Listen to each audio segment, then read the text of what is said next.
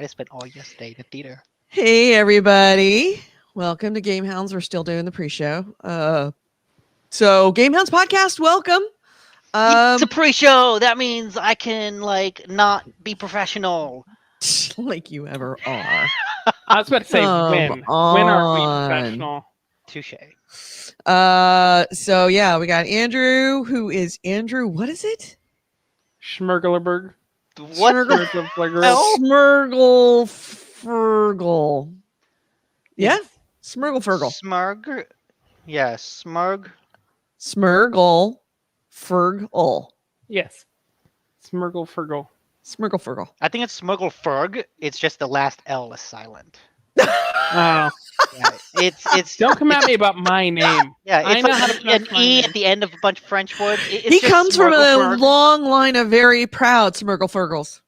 No, Smurgle-Ferg's E. Smurgle-Fergals. The name Smurgle-Fergal terrorizes some regions of Smurgle-Fergaland.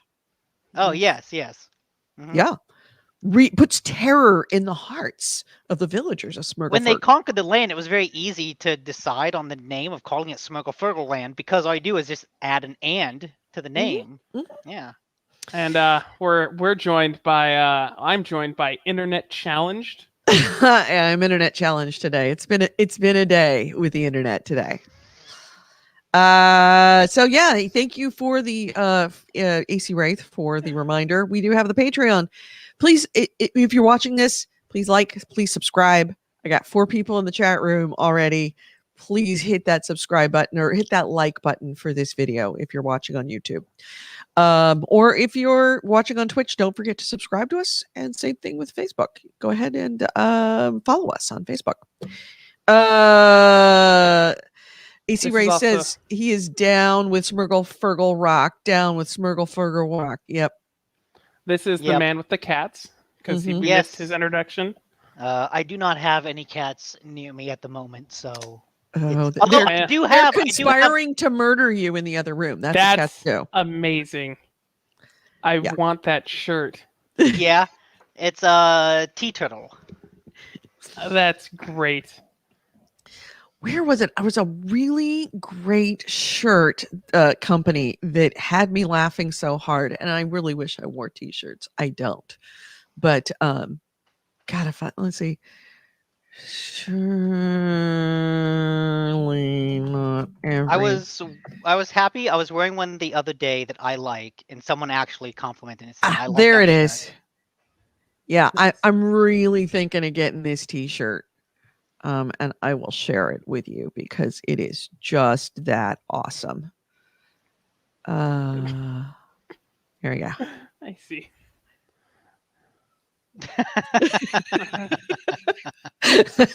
That one, I actually saw a sticker. I was watching a Twitch channel of a DJ, and I saw the sticker on the back of his computer, and I'm like, that had me rolling. That's and pretty then good. Somebody told me about the t-shirt. It's like, oh yeah, I gotta get that t-shirt. Yeah. I like the one I was wearing yesterday. Has a little mouse in an Indiana Jones hat, and he's doing the classic Raiders of the Lost Ark switcheroo with some cheese on a mousetrap. Nice. That's cute. Yeah, these guys have really cool stuff. See if I've been seeing ads for their hoodies. Yeah. just great, really awesome stuff. Fluff you fluffity fluff. Oh, I just added that to back. I did not want that one. Nice. It's like cute. Everything that's with Nick. It's misanthropy, it's cats, and it's coffee. Yeah. What more could you want? Speaking of which, I need to get some more coffee. I know I should have done that when you were getting more coffee, so I will let you go to it. I mean, that's fine. Apparently, Andrew has movies to talk about. Yes. So let's keep this short. Let's keep this short, all right, guys. And an effort to keep this short, let's talk about Tenet, which I just saw. Right. All right. Let me. Yeah. Okay. Next hour. No. I am gonna go get coffee. Okay. You should be in the realm of wrapping up by the time I am back. You clearly have not seen Tenet. No, I have not. You should. It's really good. Fluff Yeah. you fluff and fluff. I'm not going to go see that movie.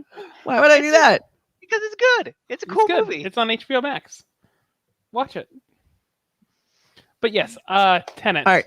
So, yes, I will be back in Okay, just a few minutes after making myself a cup of coffee. take your time. I will be leisurely in my making of the coffee, but I expect you to be done when I get back. It'll be the halfway point, and we'll be going back. We'll go back to the beginning with By the the CDs, time don't you worry. get here, we're gonna then go in reverse. Yeah. It and makes recover sense if all the you had things. watched the movie. You Yeah. are warned. You are warned. No, it was good. Like, I've seen a lot of people like saying this isn't that great or it's kind of dumb. I don't know. I enjoyed it. Like, it seemed well done. Yeah, I think a lot of people have.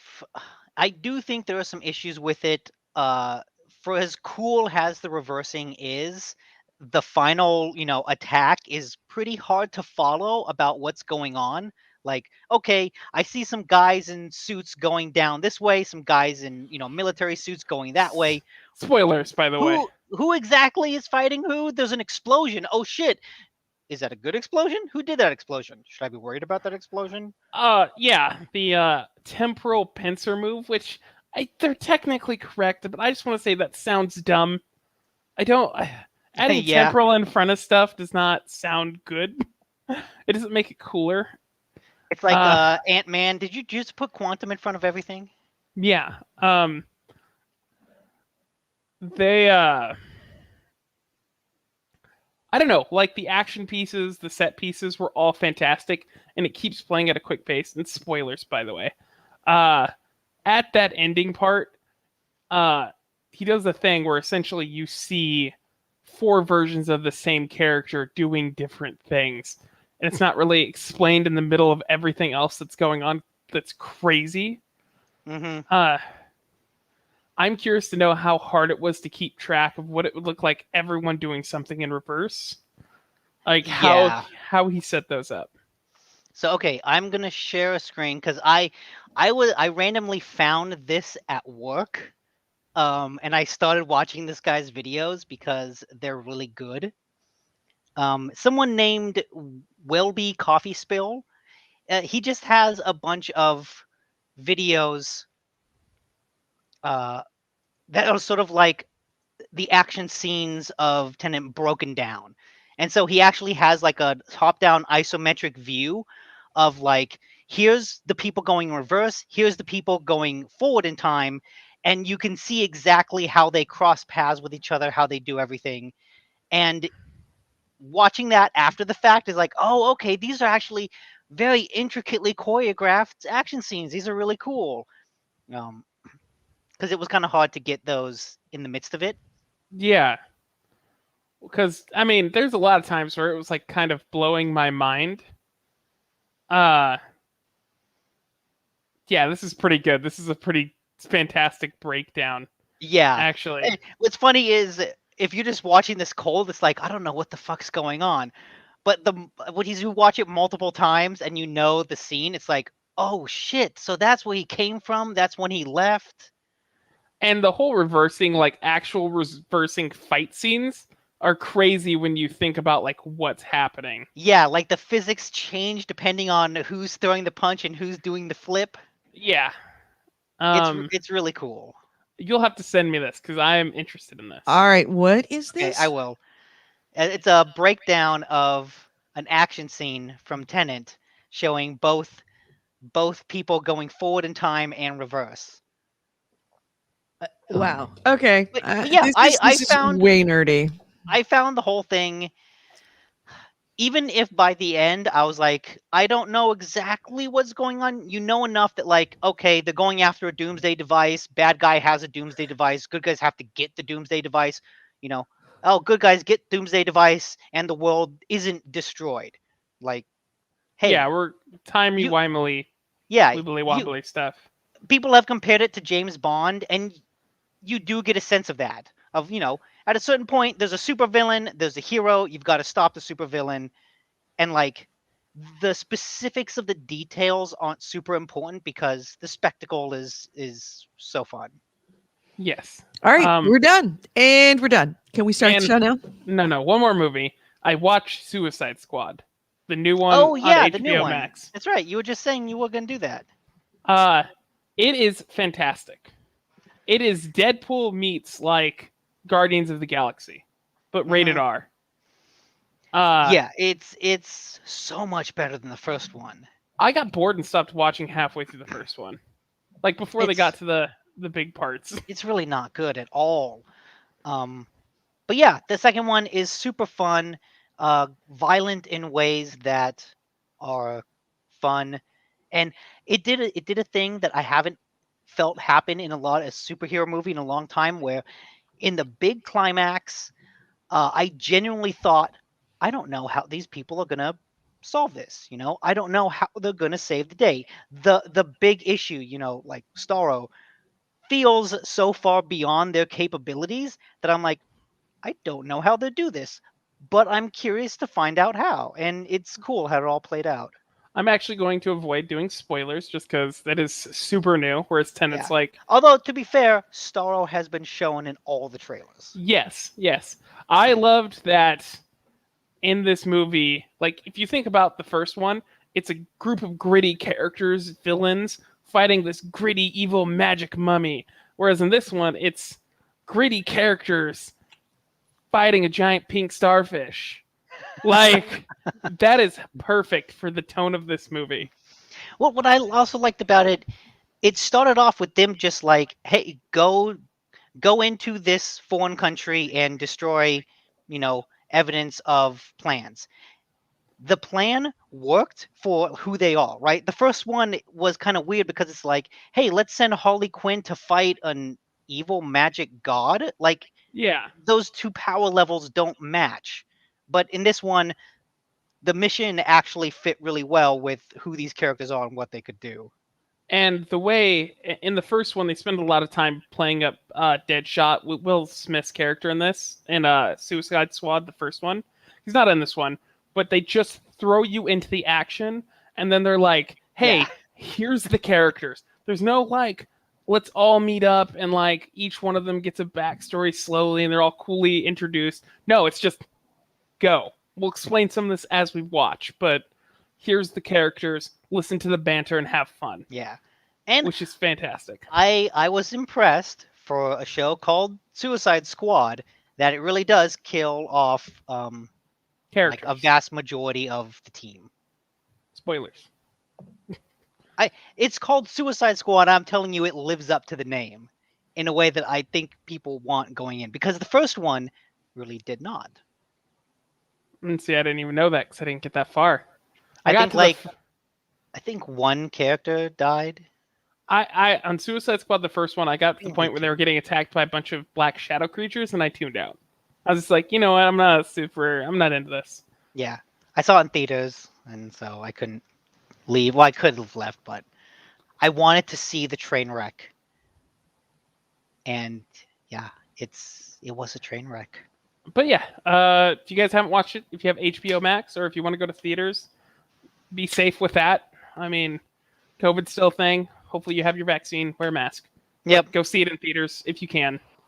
I'll just say really quick, yesterday I actually saw 2 movies. I saw Old, which really good, like, little supernatural thriller.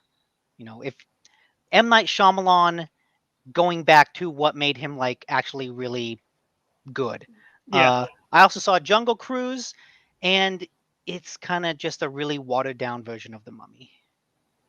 I feel like you would get more entertainment just watching Brendan Fraser's The Mummy again. Which I want to do, because that movie's great. That's my childhood. Are we done yet? I came out of Jungle Cruise going, man, I really want to see The Mummy. Edie, we're not even at 15 minutes yet. We have plenty of time. I know. The pre-show is always like 20 minutes. Yeah, fine. That's the problem. Go see. Go see in any way you can Suicide Squad. It's worth the time. So was I exposed when I talked to you last? Yes, you mentioned it. You Well, mentioned it in the on the chat, but not since the podcast. Oh, yeah, no. not since podcast. Yeah, I got exposed. We'll talk about it as soon as we start the show. Yeah. Okay. I think All that's right. all the movies I've seen. Can I What other start? movies have I seen? I think I watched. And Nick, you can Nick's still hear having me. internet problems. But Can we start now? I watched The Old Guard recently. It's on Netflix. It's been out for a while. It's been great. Oh, Andrew's having some internet problems. Can The we Old Guard start the is show really now? good. I actually think it's better. Oh, we're having so much internet problems. Can we start the show now? Can we start the fucking show? What do you mean? This is the show. Yeah, No, this is not the show. This is what people tune in for. Can we please start the show? We have a Yeah. lot to talk Kudos to AC about. Wraith for just dropping links for like 8 movies that we mentioned in Yeah. 8 seconds. Yeah, we've got so much to talk about. Can we please start the show? Do it. Yeah. Yeah. Okay, we're starting the show.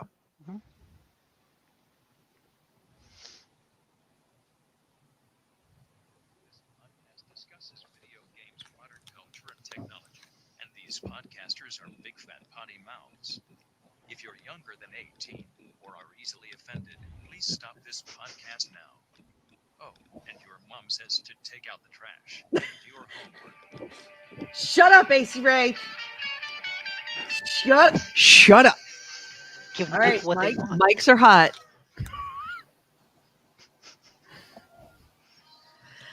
Hello and welcome to GameHounds. GameHounds episode 605. We are recording on Sunday, August 8th, 2021. This is my baby brother's birthday. My crazy baby brother, my conspiracy theory tin hat wearing brother's birthday is Oh, today. okay. That went from yay to aw. No. I mean, he's a good guy. He's a lot of fun, but he's a weirdo. I love him to death, but he is a weirdo. How are you? How's everybody? How's Good. things? I You saw a got bunch of Andrew? movies. We got Andrew, we got Nick. They have been talking nonstop about fucking movies. It was 15 minutes. It wasn't even 15 minutes. It was like 15 10. minutes. It was 5. It was 5 minutes. How can you not talk about? I went and made myself a fresh cup of coffee and came back, and We we were talked- still talking You were about. here for like Yeah. 10 minutes, and then you left, and then we talked for like 5. You were How gone can for a you minute. not talk like that much about the movie? Haven't you ever like gone to see a movie and then gone to dinner with friends and then like, hey, we'll talk about the movie, and it's like an hour because you're eating dinner? No, Really? I don't do that. Well, it's been a decent week for me, I guess. I finally got my graphics card. Yeah, I got my and monitor. you got a graphics card and Yay. monitor, and you put it to good use. Yes, I also upgraded my internet on top of this because I'm just money everywhere. But that thing was huge. I can't Yeah, you properly showed pictures of describe. It is the Asus 3080, and I don't really have pictures on me right now, but the biggest card I He's had. not was having them framed as a moment. Yeah, no. He's having a locket made. I'm used to having really small cards. And then I got like big ones for like the 1080. And I was like, okay, these are large, but they work. This thing is chunky. It's like that thick. I Let don't me know. see. I might be able to pull up your pictures while you That keep one? talking. There we go. Yeah, because it's not just long; it's also thick. Yes. Which someone get that sound. Clip that. There's your soundbite for today. It is heavy metal, and it has a gigantic thermal heatsink. It's pretty awesome. Do I know if it's worth the money? I don't know, but I have been enjoying it. Have you been able to play games on a higher graphical setting?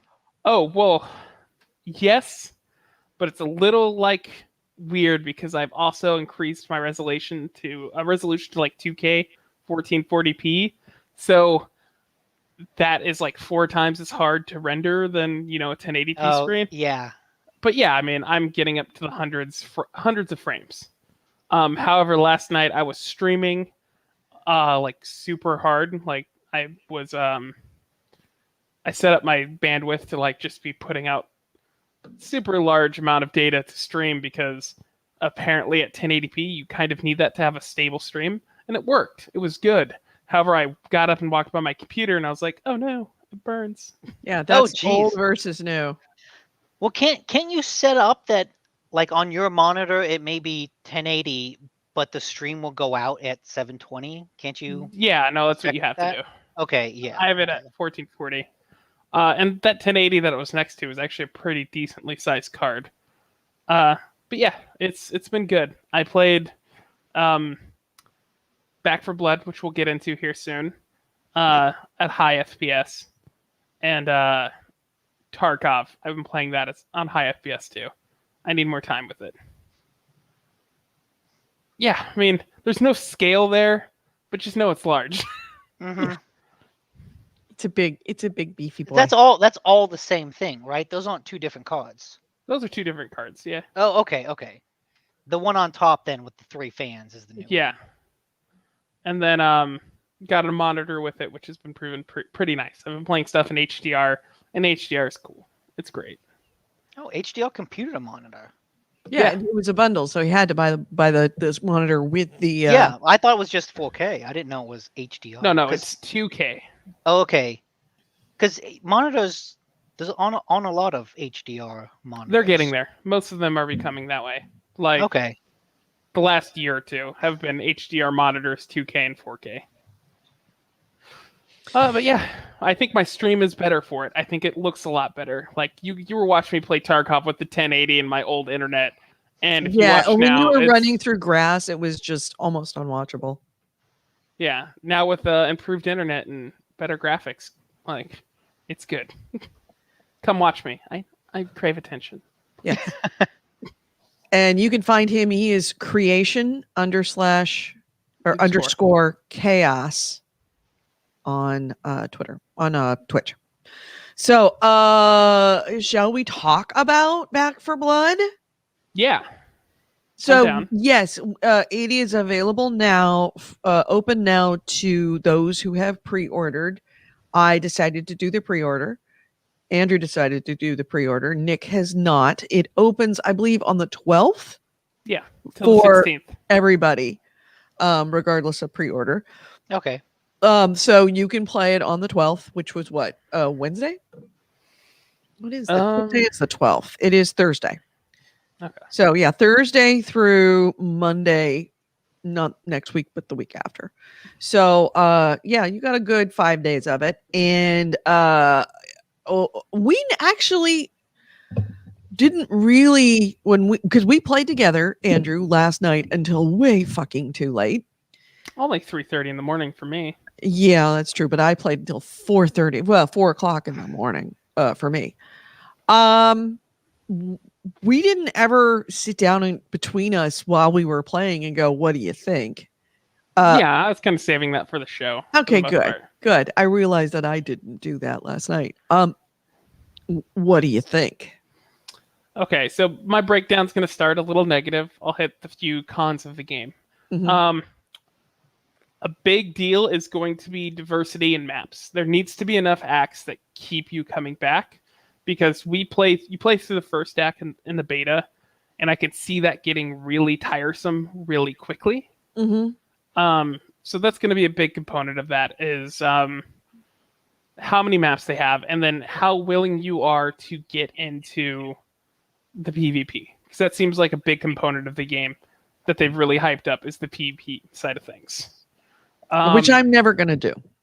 I'm never going to do PvP. Maybe someday you'll want to be the monster and try to kill people.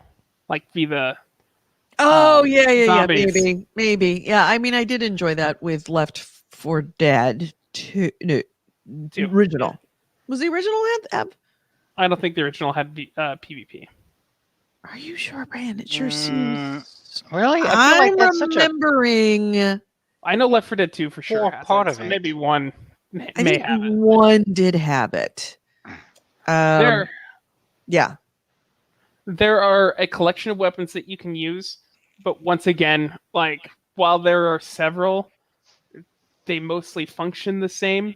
Like you have submachine guns, shotguns, assault rifles. Sniper rifles, Yeah, pistols. they're fun. They feel good to use, but there isn't a lot of diversity with that. Like once you play through one map twice, you kind of get a sense if you're changing weapons, what to expect. So again, that interaction with the environment is going to be a big deal. Yeah, and I did not notice you can get upgrades, like change out your scopes if you find new scopes, or you buy new scopes in the middle of the campaign, or your stock or your barrel. You can make adjustments. I didn't really notice an appreciable difference, although I did notice an appreciable difference in the different levels of the weapons, because I don't recall this being part of the original Left 4 Dead series, but I just remember it being a weapon. This was the weapon, and there was no like blue, gold, purple, white, green. No, it was basically just you pick up a weapon and you use it, and there's 3 tiers of the various weapons. And my final nitpick is the difficulties. Easy is too easy. Like, to me, easy feels that if you're in any way competent, I don't have a problem with that. I find fun. the easy mode to be fun mode. Just go in and just slaughter everything and have a great time. And maybe you might die, but chances are not. You're not going to struggle against anything. It's just pure YOLO. Yeah, it is fun. Don't get me wrong with that. But if you're looking for a challenge, the next step up, which is the normal version of the game, the like veteran you get buffs, and then you go to veteran, and you get a negative, like you do 35% friendly fire damage, and you get no bonuses. Yeah, okay. So Left 4 Dead 1 did have the co-op mode or versus mode. The difference is stark. You go from like 150, 160 health to like 180 health. You suddenly start taking damage that's permanent that you can't heal back without going to these little stations. It is so drastically different. I would love to see an in between. Yeah. The difficulty has a steep curve. It definitely spikes between easy and medium. I can't imagine what Insane. Have you played Insane? No, not at all. You'd need people for that. Yeah. Oh, correction, one more. The AI teammates suck. Oh, they're terrible.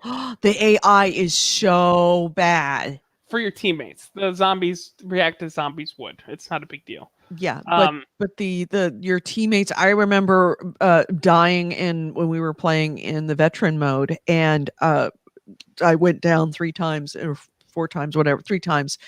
And so I couldn't be rezzed. I had to wait until you continued and rescued me, like the old Left 4 Dead, where you find somebody locked in a closet, you had to release them. So I was following one of the bots that we were playing with, and that bot got itself into a corner and just sat there and jumped for like 2 minutes. Just jumped. It's in the corner.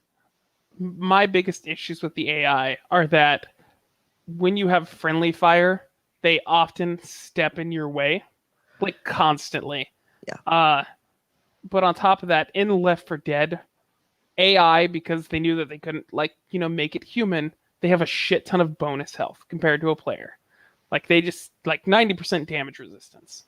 And they have near perfect aim. They're meant to be AI bots that help.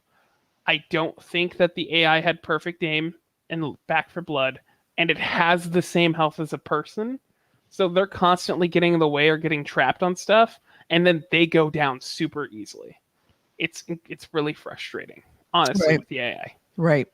All of that said, that's the negatives. There are so much good things about this game that I find incredibly fun. So good. It is so much fucking fun.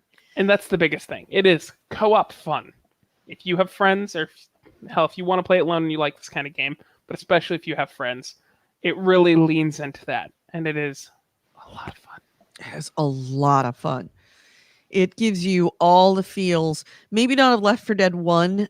I preferred Left 4 Dead 1 to Left 4 Dead 2 because I liked the pacing of Left 4 Dead 1. But I appreciated Left 4 Dead 2. I just wanted Left 4 Dead 2 to be a little bit more one-ish.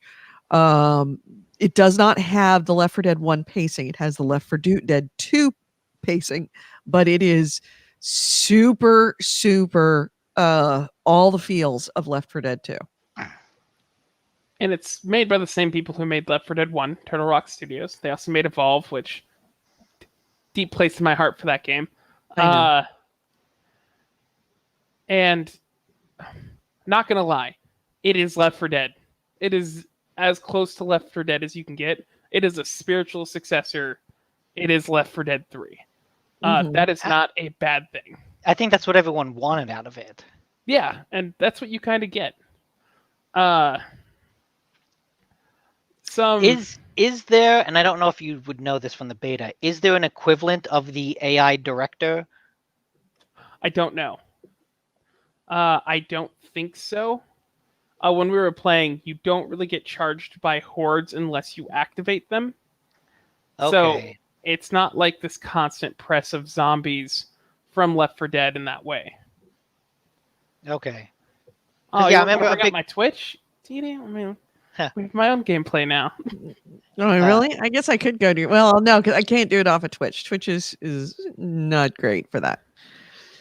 But yeah, I remember the big selling point of Left 4 Dead was that, hey, each round is different because you've got this director kind of controlling the pace of it. And there are differences like between rounds. Like we had to load up a couple of times because we died. Edie didn't kill the In this spitter. spot, particularly. We were trying on normal and it didn't quite go well. But yeah, I'm not sure if there is an AI director in that sense. There just seems to be more horde summoning things like birds, cars. There are doors that you have to go through that are alarmed, so unless you have a toolkit, it'll alarm and you'll have a horde. But it doesn't mean they're exactly the same. The positives. In Left 4 Dead, because there's going to be a lot of comparisons here for that game, you kind of just picked up your character and you went in and you grabbed a gun and that was it. In this game, you have cards, kind of a deck builder aspect. And Nick, I know you were saying that kind of stuff turns you off to games. Yeah, I just don't like building decks. In this case, the decks are a set of buffs that you can acquire throughout the game. And you can make a deck that is, every time you die or you make it through a level, you get to choose a card from essentially your deck that you've made. And then you can get random ones in-game. But they are strictly buffs or, in some cases, larger bonuses plus a nerf. For instance, you can find something, one of the things that you can buy is you get healing efficiency, but minus stamina. So you're carrying like a larger med kit, essentially. So yeah, you have a deck, you bring that deck in with you. The first card in your deck, you get in every single run. And then you can pick, and it gives you, I think it just randomizes the next choice of 5 cards, and you can pick one of those. I believe that card stays with you through the run, so you can just keep adding new cards into your buffs as you go through. And then as you're actually playing, you can get additional cards. You either find them or you can buy them while you're actually playing, and use some of your copper, which is the gold resource that you pick up along the way, and purchase additional ones if you find them. It does help a lot. Okay, I was gonna say, do the cards matter? Like, yeah. It's not just do they matter, because I imagine, yeah, having more ammo, more It's health the is of equivalent- course good. But is there enough variety to the deck that, like, I'm going to build I have like an ammo deck, I have a life deck, I have an offense deck, a defense deck. Like, can you spec the deck in that way? Yes, you can yes. create multiple decks and have and name them. So you start off with your starter deck, and then you when you get out of each campaign run, whether you finish it or you fail it, you walk out with points that you can use to buy additional cards to stack your deck. You can have multiple decks so that you can spec That's the a same particular fucking deck. door from Left 4 Dead. It is. It is. It is. No, I mean Sorry. they're not subtle about this, and I think Left 4 Dead's been out like long enough that it's okay that there is something new. Yeah. But like, yeah, you can make a deck that primarily focuses on healing, and then each character that you can play as get passive bonuses. So there's one that's like a soldier dude, and he gets bonus to damage, and he gives everyone bonus health. And then you have Mom, which is the healer, and she has an extra life, so she can go down one more time than anyone else. Or she gives the whole team an extra life, and then she herself has like a bonus support item, so she can heal better. You said Mom? Yeah, Mom's the character's name. How it breaks down is typically you have healing, from what I've seen, healing, damage, and movement or utility are the 3 variety of perk cards that you can get. So like movement is stamina, movement speed, stuff like that. And like if you get these, there's a whole card tree that you can buy when you complete missions. Like the last one of that is you can sprint and shoot, for instance. No one else can do that, but with this card, and if you put multiple movement speed things on, you could be running around sprinting and shooting, and that might be how you want to play. Or you can build it so that you take less damage, you get more health, and you're better at healing. Like the medic tree that you can kind of go into. The last one on that is if you go down, all of your teammates get 25 health over like 30 seconds. So they're slowly regenerating if you go down, which is a cool like team thing. So there is a variety, and that's going to be a big thing going forward, is if they continue to have more variety, or what we've seen in the beta is all they have, which I'm really hoping it's not. Yeah. Honestly, like benefit of the doubt, it's they have a lot more, but I think we've seen with a couple other games. I remember when Destiny originally came out, it had a beta, and that was like, hey, this is a third of the game. Yeah. So I feel like there's a 50-50 chance, but hopefully there's more.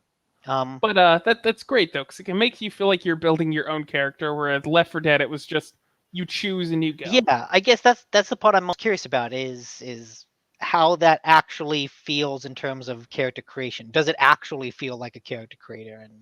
And not in the strictest sense. Not like Mass Effect level, but it's like, yeah, it does feel like you get a lot more control over your playstyle than Left 4 Dead. This is I don't mind the deck system. I think it's pretty good. It's a good way of like randomizing your character during your run.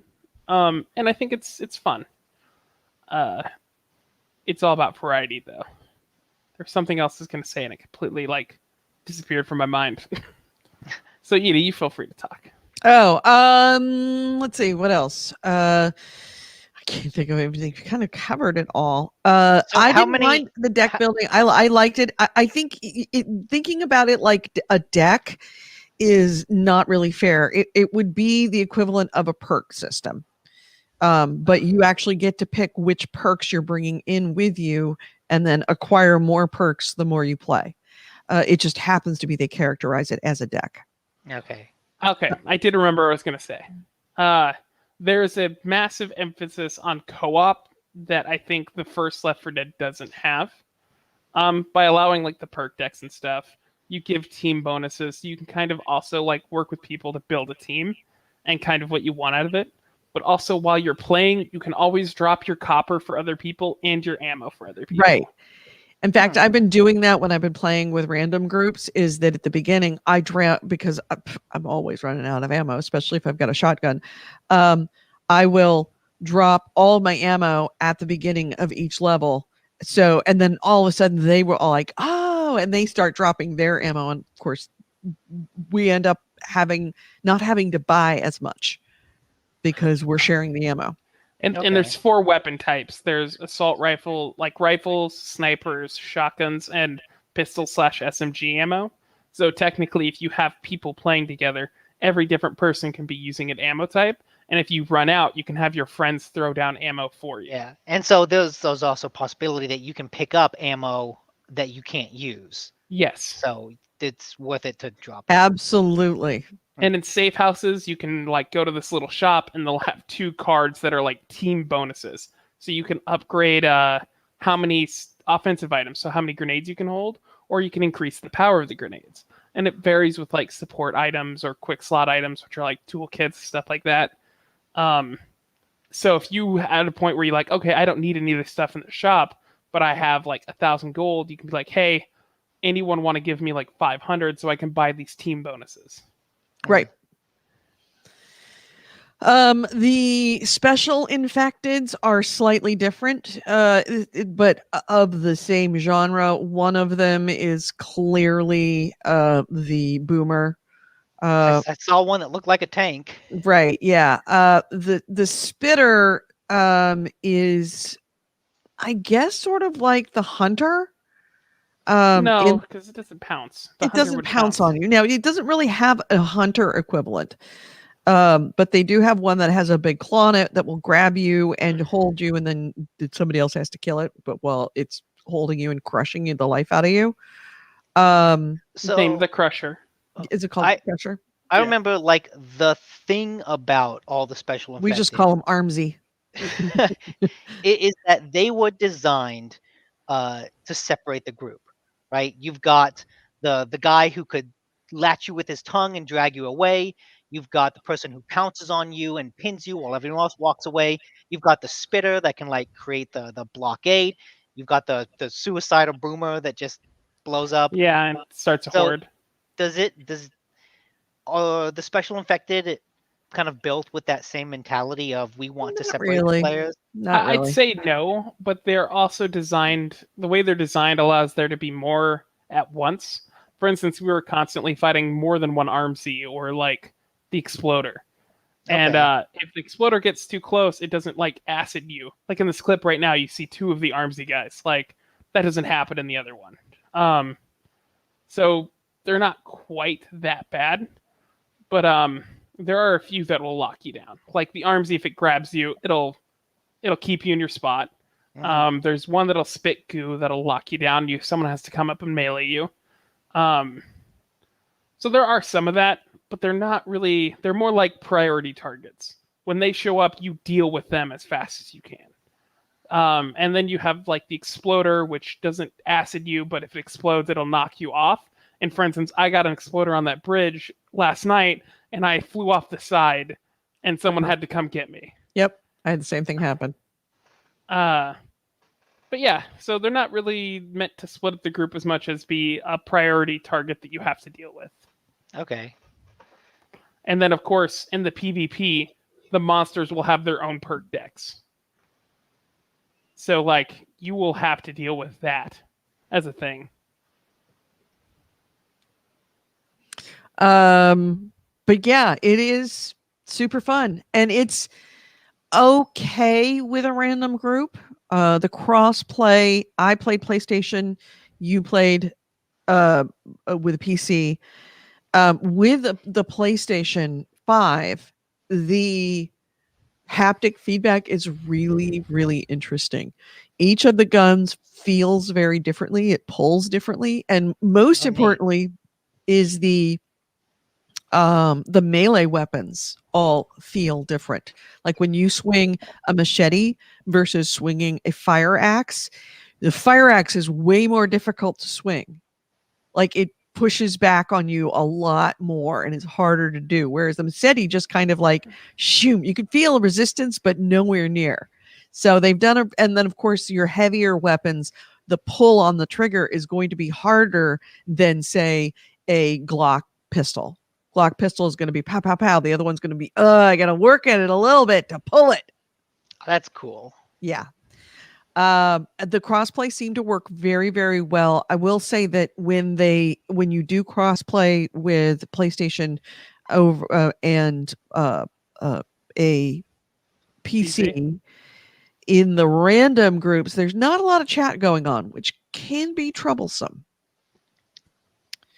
I guess is there a way to chat across platforms? Yeah, there's VoIP, and VoIP, then there's the in-game text. chat. In the game chat will work. Oh, okay. And then there's, texting. Like if you're on a PC, you can type. Yeah. Now, the Yeah. other thing that I found was a bug after you left last night when I went into random groups is at least right now the deck system is a bit broken when you go into random groups. If you do a quick play and go into a group that's already in the middle of a match or in the Yeah. middle of a run, that you don't bring any of your decks that you Oh. created. It actually, every time you create a deck, it spawns a new starter deck. So like I had my custom deck and I had my starter deck. And I wanted to use my custom deck. I'd been using the custom deck the whole time. But when you left and I went into a random group and came in the middle of the match, I started with the starter deck. It's like, fuck. All right. Well, I'll just go back to my, basic cards. That's fine. So I got through that. So I went in and I changed my starter deck so that it mirrored my custom deck. So I had all of my cards in my starter deck. Went back into another group. I didn't have any of my cards. I come back out. And I have a second starter deck now. And every time I tried to customize my starter deck, it would create another starter deck that had none of my cards in it. So I had like 6 starter decks at one point. It's pretty damn bugged then. Yeah. It is a bug. So the starter decks or your decks when you are playing the quick play seem to be a problem. Okay, good to know. Now I don't know if it's repeatable. I didn't restart the game. We'll see if it happens again. But be aware that is a bug. I would like to probably stream this tonight if anyone's interested. Anyone tuning in. I am totally playing this tonight. So you've talked about the cards and unlocking the cards. Is that what is the currency you use to do that with? After each run, like each section of the map, so each time you get to a new safe room, you get supply points, I think they're called. Yeah. Okay, so the supply points are different than the copper you earn. Yes, copper is just used in game. Okay. Do you expect them to sell 100 supply points for $5? If they did, there would be no progress to this game, like no progression. Well, you just buy the progression. I personally wouldn't do that just because, again, I'm worried about like replayability as far as new things. I would hope that they wouldn't do that, but I guess they could. You might be able to. I'm also curious, like how many maps levels are in the beta? Just the one. Right. Okay. It's just the one is made chapter. Of, like, 5 stages. I think it's 5 or 6. 8. Is it 8? 8? Oh wow. Yeah. Yeah. It's definitely a good hour to an hour 20 of gameplay. Yeah, I mean it's a beta. So here's when you complete every time that you complete a chapter or a section of the chapter, you come. This happens to be the end of that entire chapter, but you will see that. That's called a run. And you will see that he comes up with supply points earned. Those are the points that you use when you go back to your base to purchase new cards. Yeah. And in the base, it's nice. They have like a full shooting range where you can pick up any weapon and then combine it with attachments and such. Oh, neat. But yeah, a lot of fun. Lot of fun. I can't stress that enough. Lot of fun. If I've been negative, the game is fun, and that's a big deal. Yep. Yeah, I'm really glad I pre-ordered it. Yeah. It's been a long time since I've pre-ordered something and not been disappointed. Assuming that they deliver more of this and solve some of the other issues like the bugs and the bad AI and outside of like the bad AI and the bugs, honestly, they're like the bugs and that she was mentioning with quick play. I didn't notice any bugs. I disconnected other once. than that, yeah. Like there's no falling through maps or clipping through stuff that I noticed. It all seemed really solid. Yeah. It is definitely a very, very solid game, and I'm impressed at how well the crossplay works. especially with the crossplay voice, because if you recall, the last game that I played crossplay was what was the game that you and I were playing? Dark Alliance? No, actually, the Dark Alliance. Yeah, Dark Alliance had crossplay, right? Mm-hmm. Yeah, but it had no voice, no in-game voice. And then what was the other one that we were playing about the planet in the No Man's Sky? No. The one that we played, fuck, what is the name of it? It's out now. It was out recently. We played quite a lot of it. With me or with Andrew? With you. Okay. I know what you're talking about. You got crash landed on the planet that was supposed to be the new Earth Outriders. Outriders, thank you. Yeah, Outriders I don't believe had voice, in-game voice with crossplay, but this does, which is essential for this game. Yeah. So yeah, and the crossplay is pretty seamless.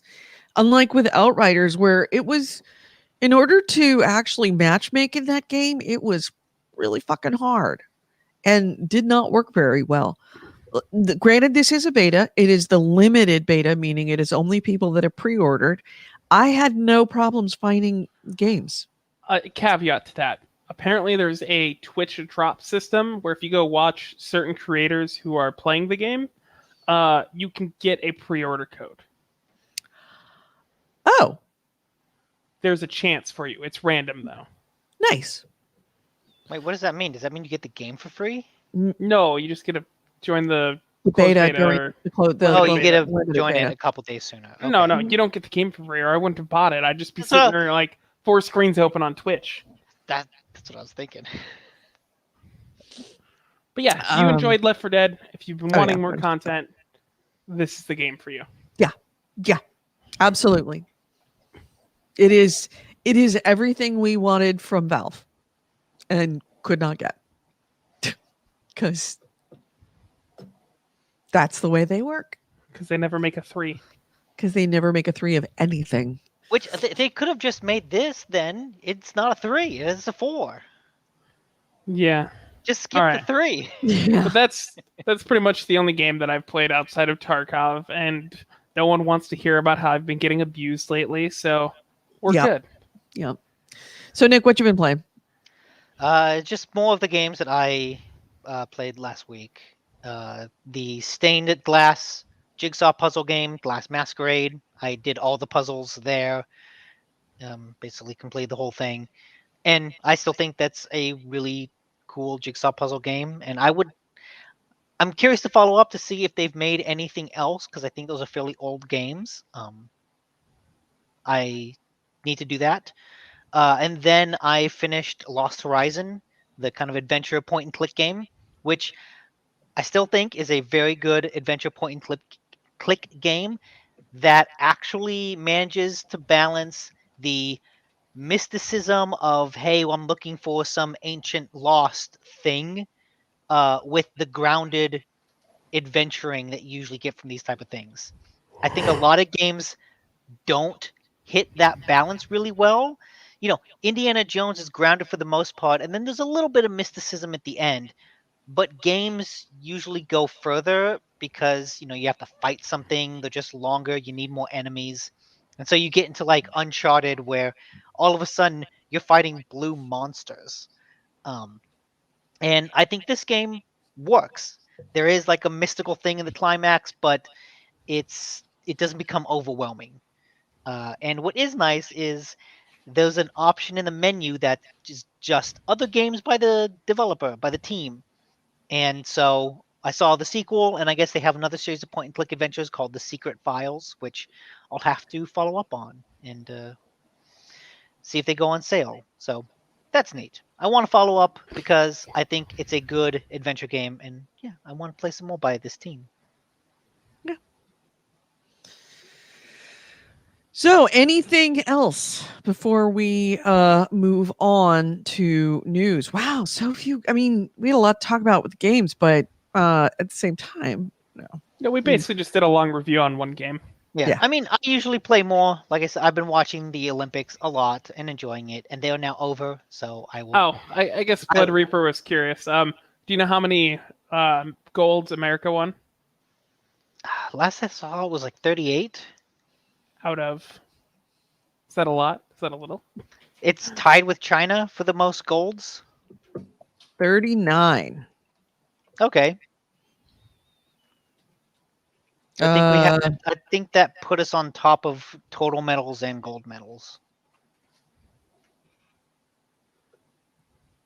Which, yeah, that's cool. The last night I watched a lot of finals, and US won like almost all the finals they were a part of. Apparently, 339 medals will be awarded across 33 sports, and America won in total 113 of those medals. Wow.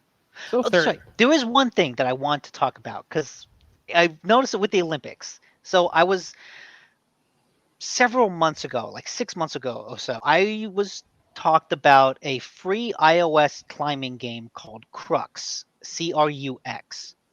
And I thought it was a really cool, just climbing puzzle game that kind of really, it was fun and clever in how it forced you to think about how you're going to move your arms, how you're going to move your legs, like trying to get to a certain position, um, and keeping your stamina up.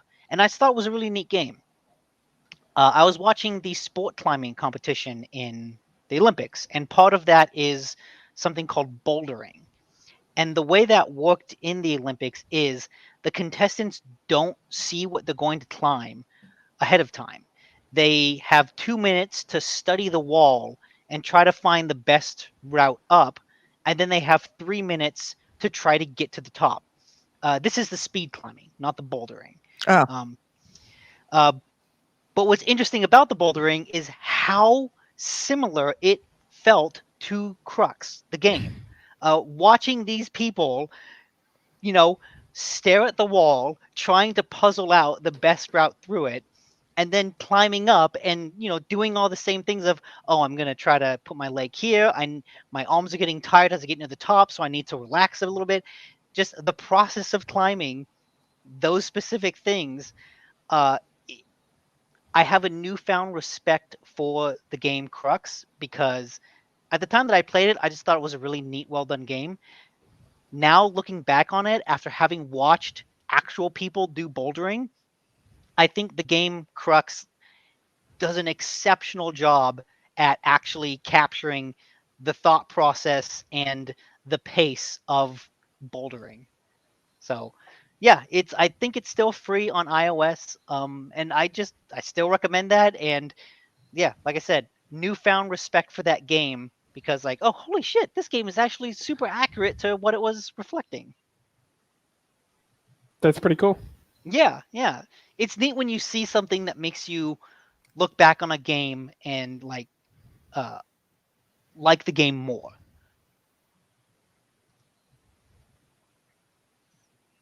God, I'm watching this and it's like Stressful. it's like I will say, watching this, the bouldering competition specifically, and the one after it is surprisingly intense because you're watching these people like try to figure out how to climb the wall. Sometimes they're doing it wrong, and the commentators are like, "No, no, you're supposed to go backwards on it." Oh, nope, they don't have it. They don't have it. And then you're watching someone still get to the top, and they're like, "Oh shit, that's not what the creators intended." You used the found a wrong new formula, way. but got the right answer. they found a hack. They hacked the Yeah, wall. exactly. They hacked the wall. This woman in particular did that. I think with this exact wall. But yeah, no, that was cool. Nice. Bowling's cool. Crux. God, it's like the wanna play tension is more. killing me. Oh, Just wait until you get to the moment where they have to jump. It's like, oh shit, I know I have to jump at this part. And you watch them fail 4 times, and then they get it on the 5th. all right. I'm want to watch bouldering more. All right, so there we go. Thank you for the link to Crux. All right. Anything else before we hit the news? No. That's it for me. All right. Then let's hit the news. This is the GameHounds news, the news, views, and commentary of the week in gaming with Gamer Edie, Nick DiNicola, and Andrew Smith. And our first item is. Do you want to start with the train wreck that keeps wrecking? Oh God, yeah, It just keeps rolling down it's the hill. barreling. It's like watching an end over end in slow motion. All right, so yes, let's hit that. All right, so this week in the Activision Blizzard shit show, it has been a very busy week for the shit show. So a couple things happened. First, J.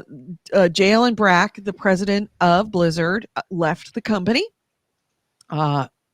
Was one of the two people that were actually mentioned in the lawsuit by the Fair Employment and Housing Fair FE. God dang it, I should know this. Anyway, the lawsuit, the state government, California state government lawsuit, he was one of two people that were actually mentioned in it. Specifically that he failed to take effective, quote unquote, effective remedial measures against complaints of sexual harassment by many people, specifically Afrasiabi of the Cosby Suite notoriety. Alex Afrasiabi did leave the company last week, or was, I should say, he was released from the company very quietly in the middle of last year. They took him out back and they're like, think of the rabbits, George. Or Afrasiabi. Think of rabbits, Alex. So Jalen Brack is going to be replaced by two Blizzard executives, Jen O'Neill and Mike Ibarra, who are going to be co-leaders of the studio, according to an Activision statement. Kind of interesting side note to this. When Activision bought Blizzard, it was all about Blizzard's going to be its own company. It's all going to be, like 2 years. Independent. They're going to work independently. We're just, owned. We own them, but we are walling them off. Blizzard can do Blizzard.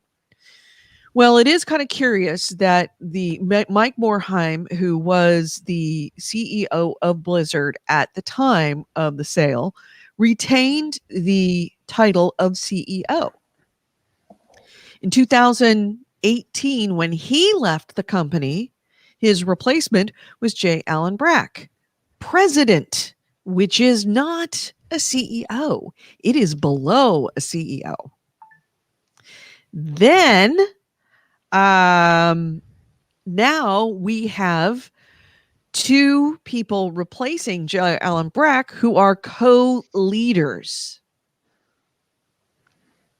So slowly we are starting to see Blizzard's upper executive management be kind of whittled away as far as the hierarchy in the management of Blizzard as opposed to Activision. Slowly, Activision is starting to swallow Blizzard and starting with, it's the titles are a good example of it. I remember the past several months, maybe a year, people have always been talking about, oh, it's so bad that, Activision is taking a greater control over Blizzard's output. They're making them do like Overwatch 2. They're making them put out these remaster games. In light of how the culture at Blizzard specifically was so awful, maybe this is actually somewhat of a benefit. Don't assume. We're all focusing very much on Blizzard, but many of the allegations that were mentioned in the DFEH's lawsuit it did not happen at Blizzard. Many of them happened, like some of the racial harassment reports are from insiders that know people within the companies. Some of them were at Treyarch. Some of them were in Blizzard or at Activision specifically. The sexual harassment stuff and the Cosby Suite, and the most notable of the or at least the ones that are getting the most press are out of Blizzard, but it was not just Blizzard. It was company wide and subsidiary wide. Gotcha. That's why Activision was kind of sued in total, because like the guys that would hand off their work to lower ranking women while they played Call of Duty, that was reportedly at Treyarch. Some of the racial harassment or the racial discrimination was at Activision specifically. So this is not a Blizzard exclusive, believe me. It's just that's what's catching the press because that's got the most sensational headlines. Hey, Edie, just so you know that the Tokyo clip that we showed, that got our video blocked on Facebook. Fuck me. Oh well. Sorry, guys, if you're watching on Facebook. Apparently, they can still see the stream, but it just won't go out to anyone. Okay. Well, that's fine. So if they're still watching live, they can We'll be blur. live. We'll blur. I will blur it later. Yeah. Yeah. Fucking NBC. Living the hellscape of copyright management. Yeah. So, that happened. And then, right after that, Frances Townsend, in addition, sorry, that was Jalen Brack leaving. In addition to Jalen Brack leaving, Jesse Meschuk left. He is the head of human resources at Blizzard. Is it the elite gotten rid of? Who he has stepped down. He was not mentioned in the lawsuit, but in tweets from current and former employees who had said that they had brought up issues to HR of being sexually harassed and sexually discriminated against. He was one of the ones that was mentioned by the employees as being one of the bros. He was friends with some of the most egregious players, actors in all of this. And he was many times the one that specifically told women, "You're being a baby. Just shut up. Nobody, just I'm stop not going to being-" police my friends. Right. Just stop being such a baby. Stop being such a brat and bringing this stuff up. That's really, really bad. Like, as an HR manager, this goes back to what we were talking about the other day, or last week, when I mentioned that they had the open town hall meeting for everyone, and they brought up unionization. They're like, no, don't do that. Go to the supervisors that are doing this. Go to the HR who protects them. You know, follow the standard in company procedures for that. Don't do any of that other stuff. Right. No. So then that happened. Then shortly afterwards, Fran Townsend has stepped down from the position of the executive sponsor of Activision Blizzard King, ABK's Women's Network. She stepped down according to the company's Activision confirmed to the Washington Post on July 23rd.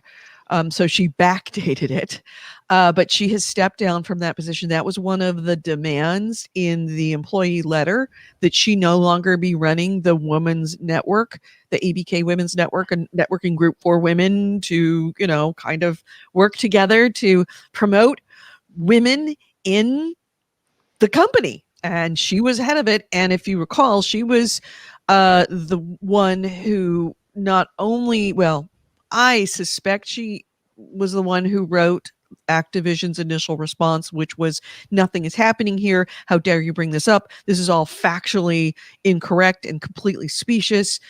It kind of sounded like her, but they didn't confirm that she wrote that. But she was someone who wrote a letter, a memo, an internal memo to the company saying that Activision Blizzard King examines everything. We have a wonderful place to work, especially for women. We, as the head of the women's network at Activision Blizzard King, I can tell you this is a great place to work for women, and we're looking at making every voice count.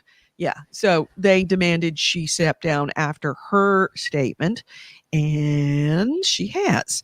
That That's being good. said, she still remains Activision Blizzard's chief compliance officer, so she didn't lose her job. No.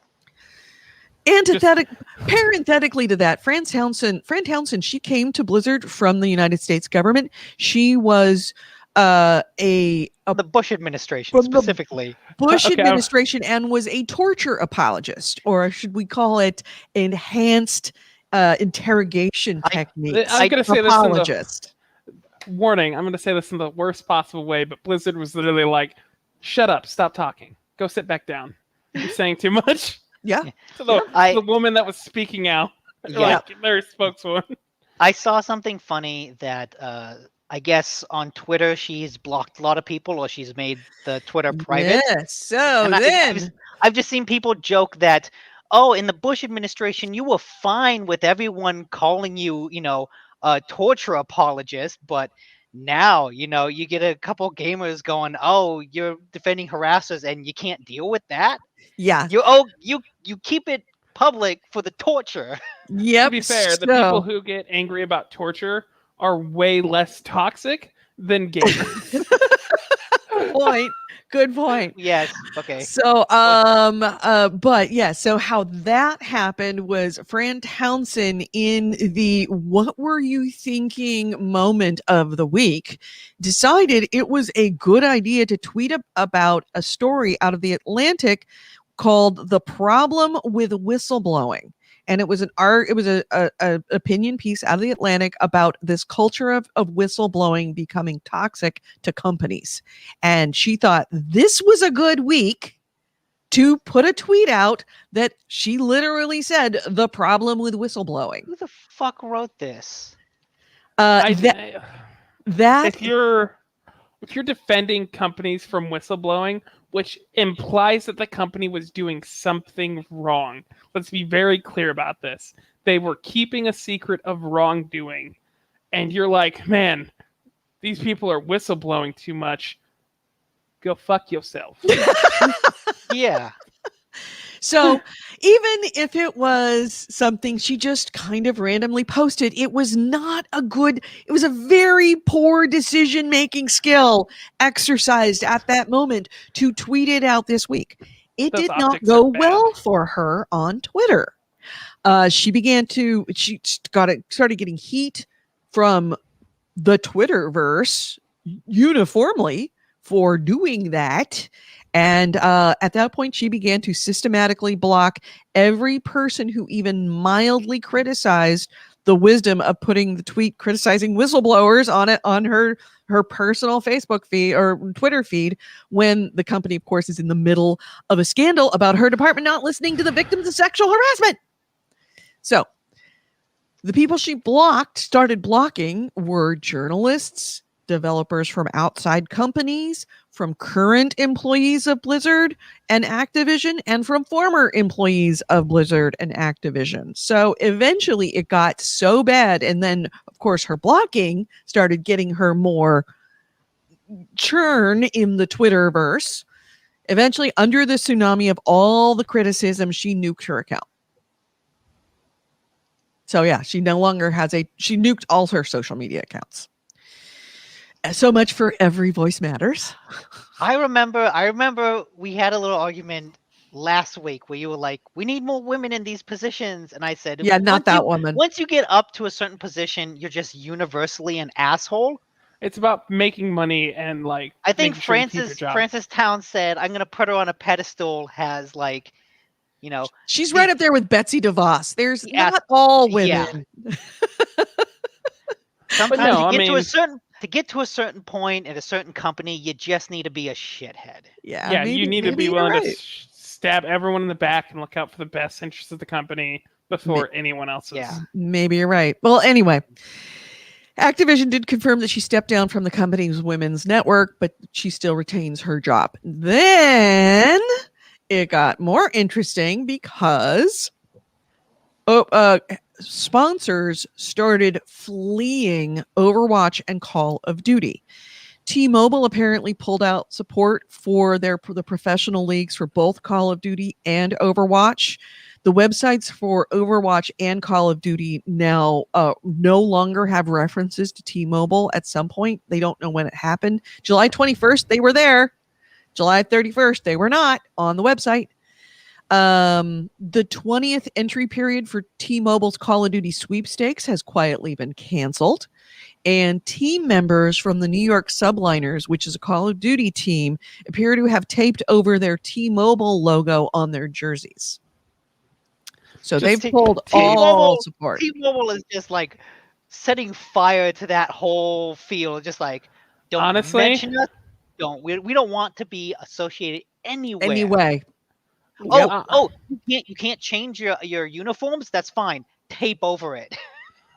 All I can say about this is unfortunately the reaction we need.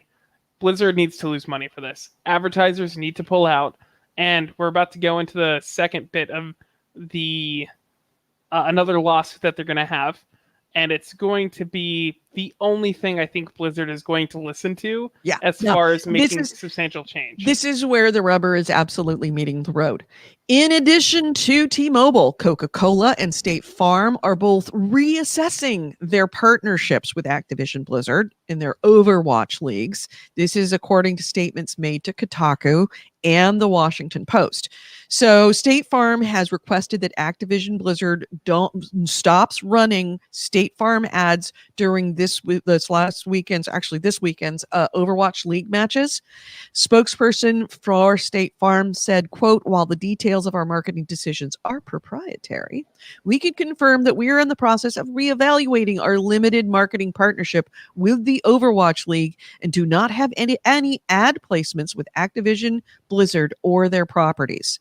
Coca-Cola, according to the Washington Post, is merely taking a step back regarding its Overwatch League sponsorship. It would not make any comment about its plans and whether they plan to make this permanent or what they're thinking about.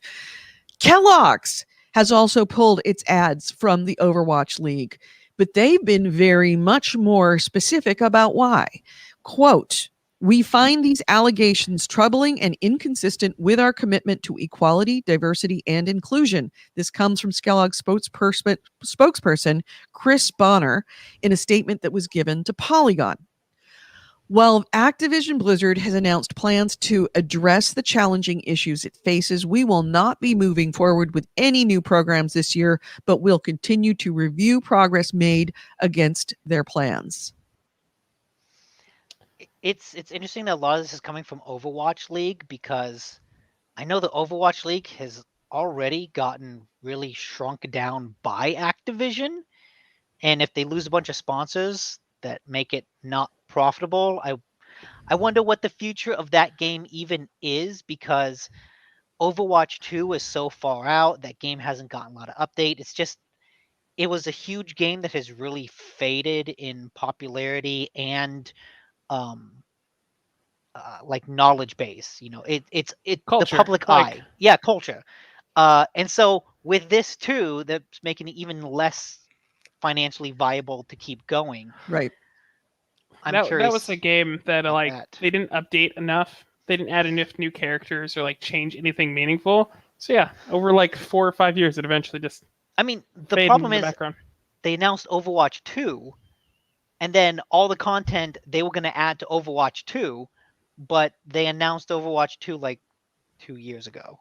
Right. So it's a live service game that hasn't been updated for 2 years. Yeah. And yeah, our Facebook feed is apparently down.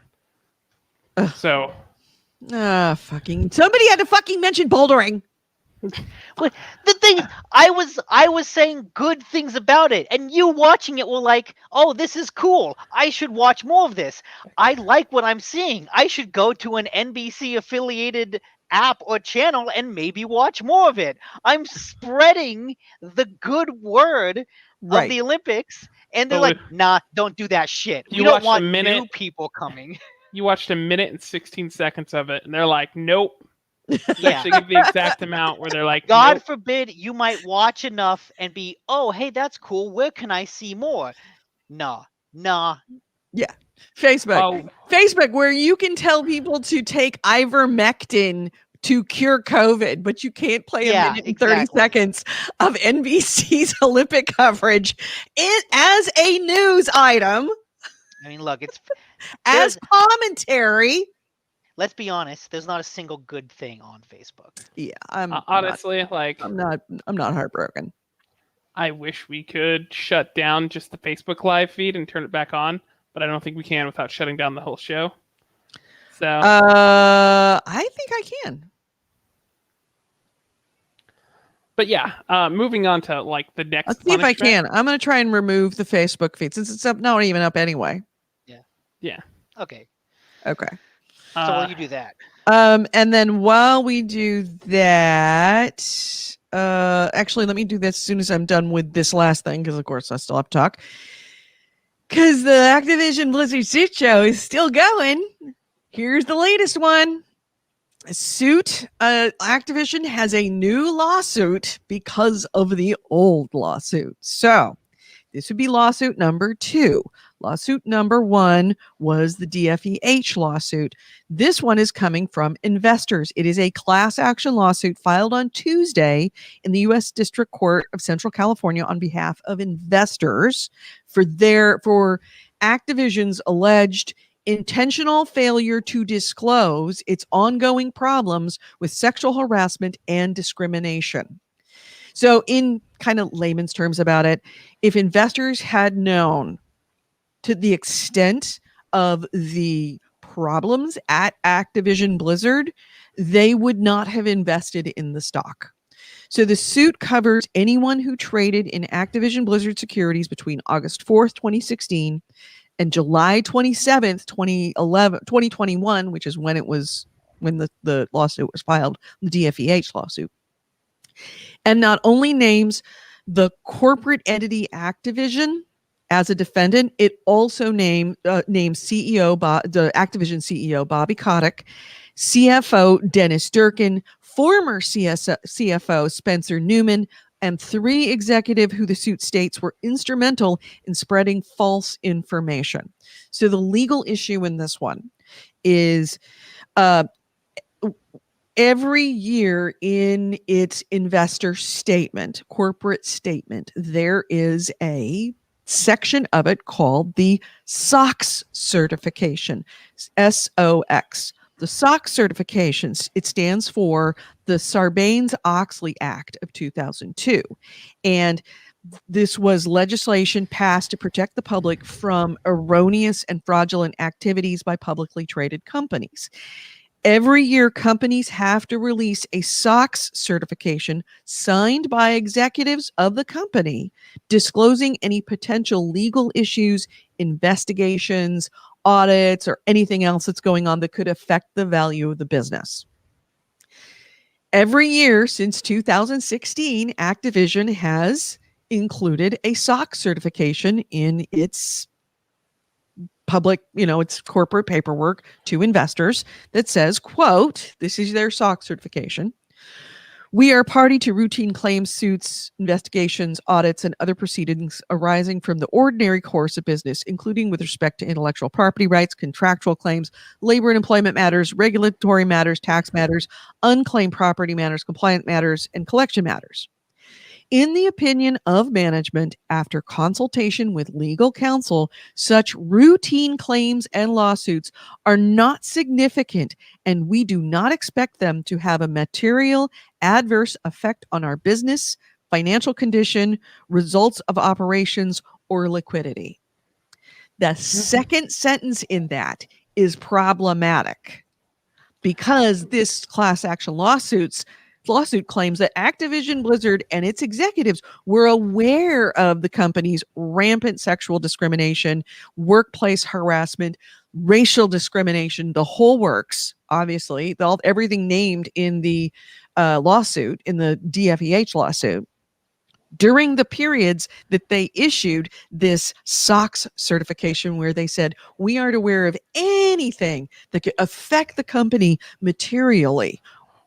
Well, they said things are within normal limits of what you'd expect from a company. Right. And don't worry about it. It's fine. It's not fine. Yeah, we it's not get the egregious. occasional lawsuit, but it's nothing that's going to affect the company.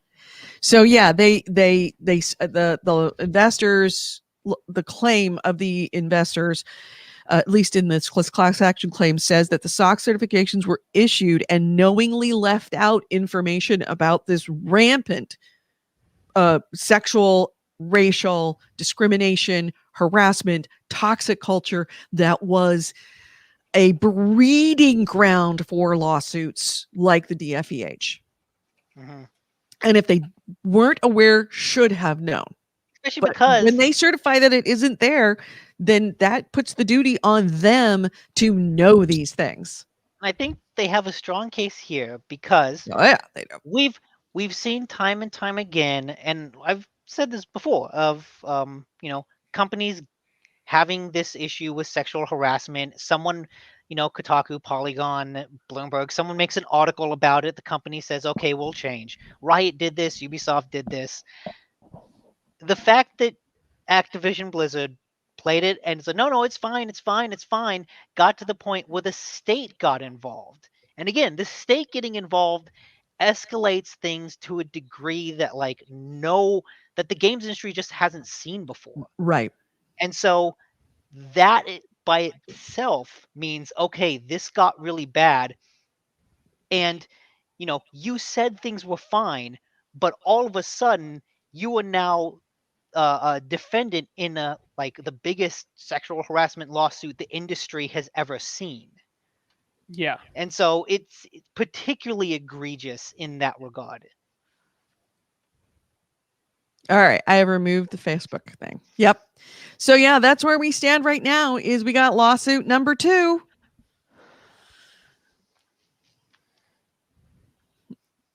That's where we are.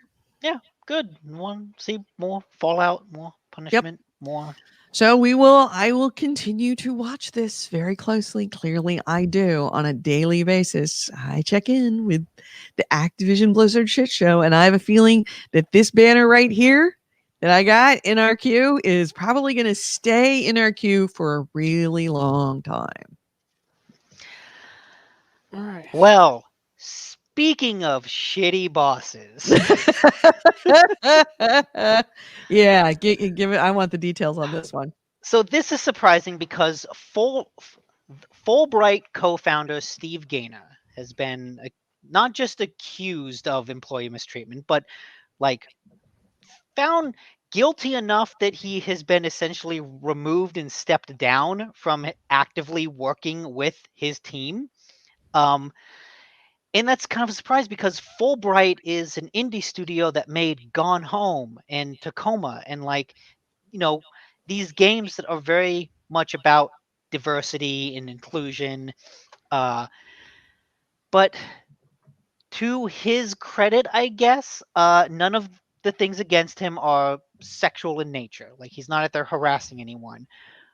But he is being such a micromanaging, passive-aggressive asshole of a human being that it led to such a significant degree of turnover in the studio that they actually delayed their upcoming game because of it. The upcoming game, I forget the name, Open Road. Open Road is being published by Annapurna. Steve Gaynor has been removed from basically working with anyone on his team, and Annapurna is now working as a third-party mediary between Steve Gaynor and the rest of the development team. They're completely putting him in solitary confinement. You are so bad at interacting with people. You are such a toxic human being. We don't want you interacting with the team in any way. You have to go through us. I just want to say it's a sad like commentary on the industry when you're like, at least he's not sexually assaulting women. Yeah. But it's like, that's not better, because this is like extreme. Oh, it is. Like if a publisher is getting involved, they're like, that's above and beyond the pale. Yeah. So yeah, it's a lot of like, I'm scrolling through a Polygon article trying to find specifics of what he's done, but a lot of it is about specifically women being broken down by microaggressions happening like almost every single interaction with him is some, demeaning, micromanaging, mocking interaction. Yeah, that's not better. I will not Yeah. name names, but a company that I left, two different companies that I have had worked for in my past I've been working with people like that, and I'm pretty stable. I consider myself a very stable person. I was doing a show 4 days after my husband passed away. I was still doing a show. I'm pretty strong. I was driven to the point of questioning my existence, my continued existence, twice by employers. And both of them were those daily microaggressions where your boss, who you're working with on a constant basis, it's like every time they walk into the room, it is a moment of dread. And every time you leave the office, you're smiling on the outside, but you, on the commute home, you are crying your eyes out and just wondering, like, am I a shitty person? I'm so bad at my job. I'm trying as hard as I can and I'm failing all the time. I'm clearly a failure. It gets to you. Especially I want to think it's particularly hard for women in support positions. Yeah. When you're in a support position, it just beats you down. Well, I mean, because you're irresponsible for other people who are responsible for things, and then you get all the shit for them not succeed. Like, if you can't provide because they failed, they don't get yelled at, you get yelled at. Right. And if you have at all, even a tiny bit of imposter syndrome, even no matter how accomplished you are, if you even have a grain of it, it goes into that grain and it grows that grain into a giant redwood that just consumes your life. And it's only when you leave that you go, wow, that was not me. That was someone else. I'm actually really good at what I do. It's literally an abusive relationship. It's an abusive relationship. So there's a quote by one of the former people in a leadership position. They were quoted in the Polygon article as saying, "This is going to sound like a joke, but I'm completely serious. Working for him often felt like working for a high school mean girl. His go-to weapon was to laugh at people's opinions and embarrass them in front of other people." Yeah. And apparently one of the big problems is that because Fulbright is such a small studio, there's no human resource system. So there's no infrastructure to escalate this. Yeah, that was kind of at one of the places that I had. It was such a small company having trouble streaming to Facebook. So they've deleted the second one, I guess. Oh, well, fuck them. But God, yeah, Mark Zuckerberg, truly, you are an asshole. A lot of people against community standards on violence and incitement. Me? Yeah. That's what it says? What? Yeah. Oh, because I said in the description, burn the witch. Yeah. We're going to try again. What? No, don't. Don't. Why? Don't watch on Facebook. Don't use Facebook Just don't for watch anything. on Facebook. Yeah, just Delete watch it on Facebook. YouTube or Facebook. Twitter. It's a toxic Or horde Twitch. place run by a toxic horde person. I'm Burn it to the ground. I don't say God. Don't say. Don't. Hey, it's fine. It's already. We're not on Facebook. Yeah, we're not on Facebook, Edie. It's Jesus fine. Christ! Well, it's Spreaker. Spreaker's fine. I love Spreaker. The Spreaker's great. Facebook's goon squad. I'm like looking out the window, going, "Oh Jesus, are they coming?" You just hear a knock on your window, Edie. Exactly. We know what you're doing. We know what you said. Wasn't me. It was Nick.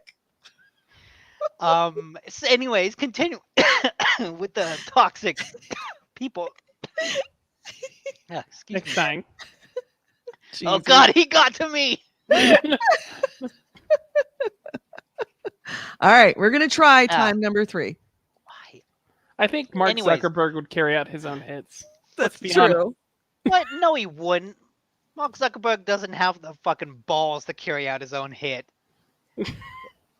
Yes, He that does. little bitch. Anyways, yeah, I feel like I swallowed a cat hair.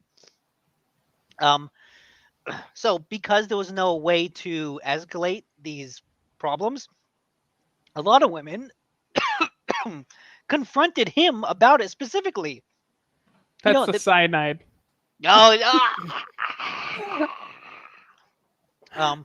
But even confronting him about it, there's a I have been temporarily blocked from performing this action. We're gonna try and go live again. Nope. They won't even let me go live now. okay. Hang on, I gotta get something else to drink. Edie, you gotta be Oh careful there. my God. Ah. All right. Well, we will live with. Just don't watch us on Facebook. Seriously, just don't watch us on Facebook. Go to YouTube. Go to Twitch. Although if you're watching us on Facebook, I think we get a lot of people watching us on Facebook, Edie. do we? Yeah. Okay. All right. So, let's see. Do you have an item, Andrew?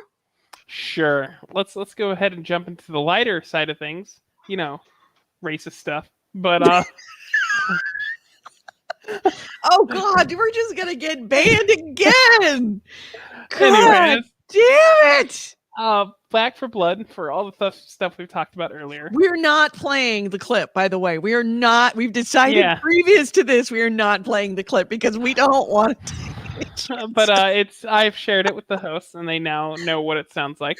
Yes, But Back yes, for Blood it totally beta sounds like it. players think they hear zombies yelling the N-word. And having played the clip, it absolutely sounds like a zombie is yelling it as they charge you, and not in a fun, friendly way as you might imagine. Oh, you mean they don't say the N-word in a fun, friendly way? Yeah, exactly. Oh, okay, okay. Apparently, though, What is the fun, friendly way? Do you know it?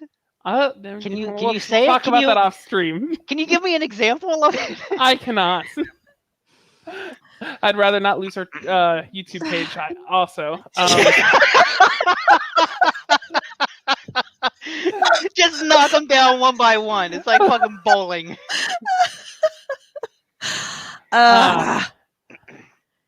Thankfully, most people realize that it's probably not on purpose. And Warner Brothers has come out with a statement saying that it is, in fact, 2 audio clips that are like your generic guttural screams that are playing at the same time. And when they play at the comes same together. time, a bad thing happens. Yeah, Yes. like you can tell when listening to it because they are screaming it, right? The zombies are screaming it. It's guttural. It's Yeah. It just happens to have the cadence of that word in a way that it's a coincidence, but it's also like, wait, what? Yeah. Once you It's true. hear it, you can't unhear it. Yeah. You'll hear it every time it happens. Mhm. It's the beta. They're going to remove it. But it is, like, unfortunately kind of funny. Like, people seem to be taking this with a laugh. Like, haha, this is it on purpose. Yeah. Which is good because you like I said, you can kind of tell that it doesn't sound like it's something someone slipped in there on purpose in order to be racist. It's an No, accident, and it's just an artifact of the voice effects. Two Fucking things hell. happening, bad things go. yes. Yeah. So yeah.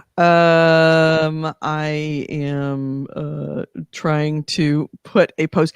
By the way, I went to Facebook and officially disagreed with their decision.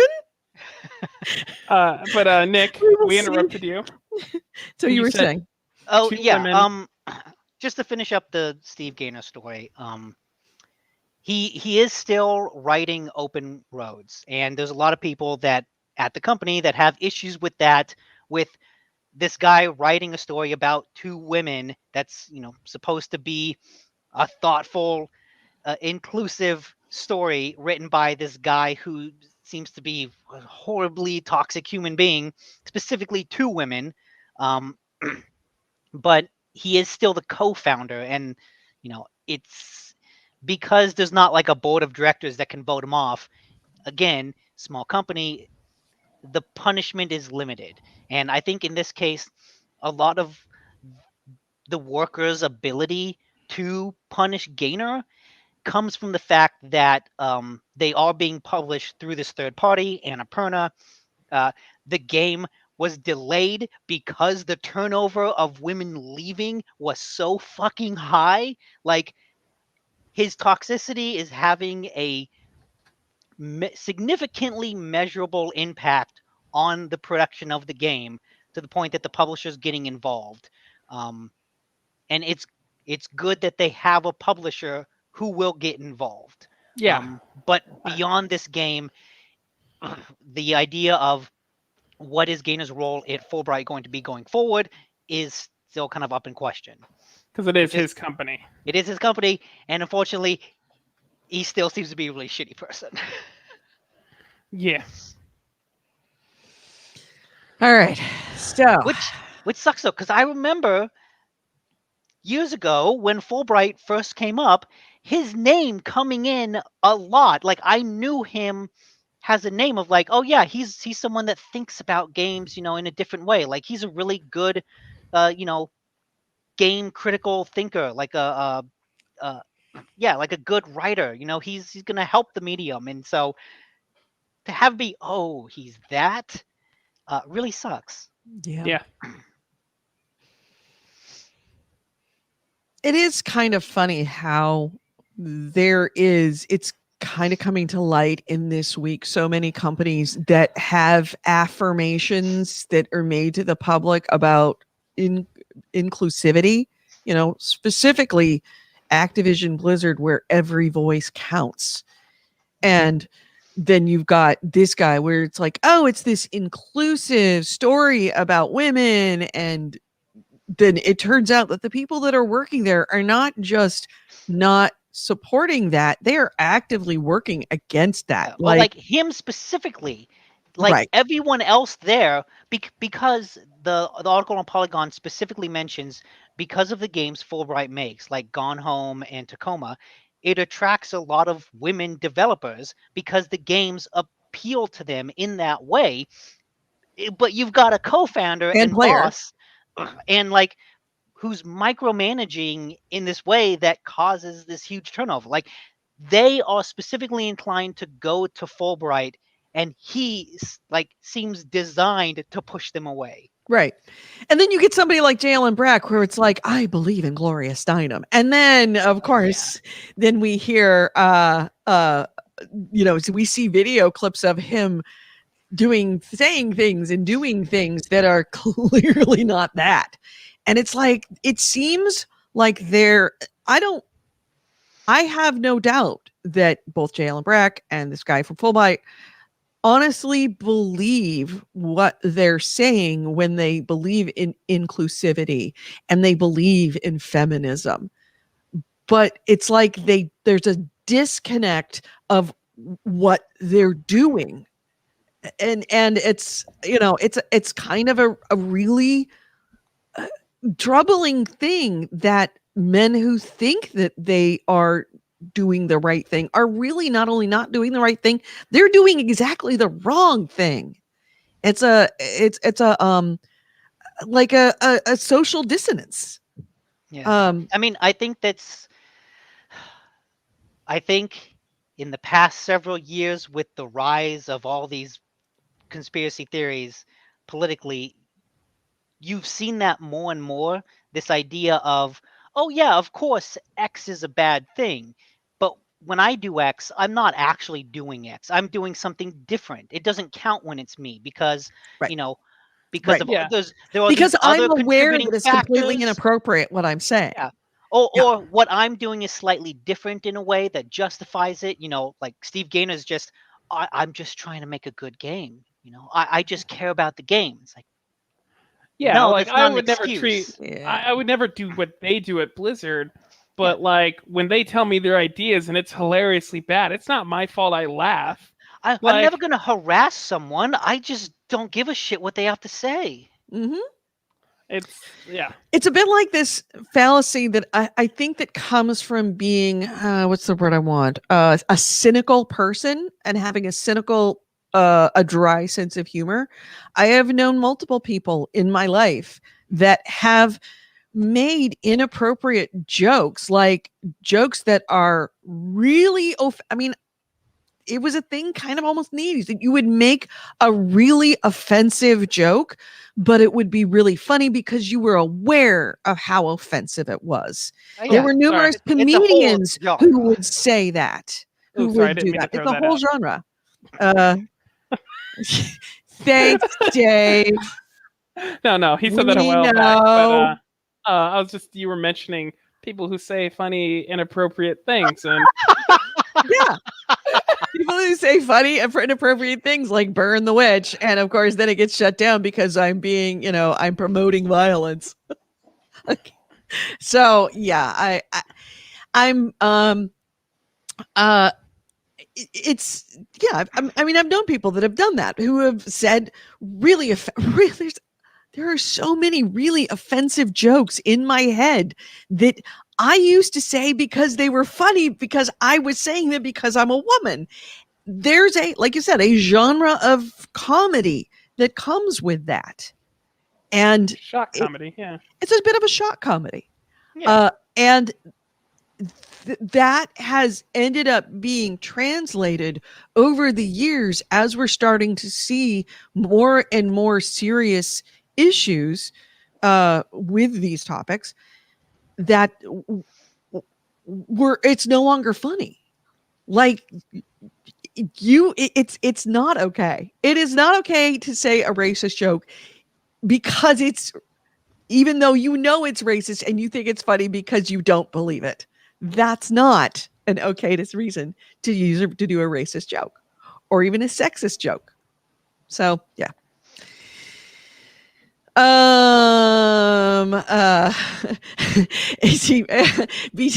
DJ Phil Collins comes in. He goes, "Hey, I just got here. I heard a cynical person. Yo."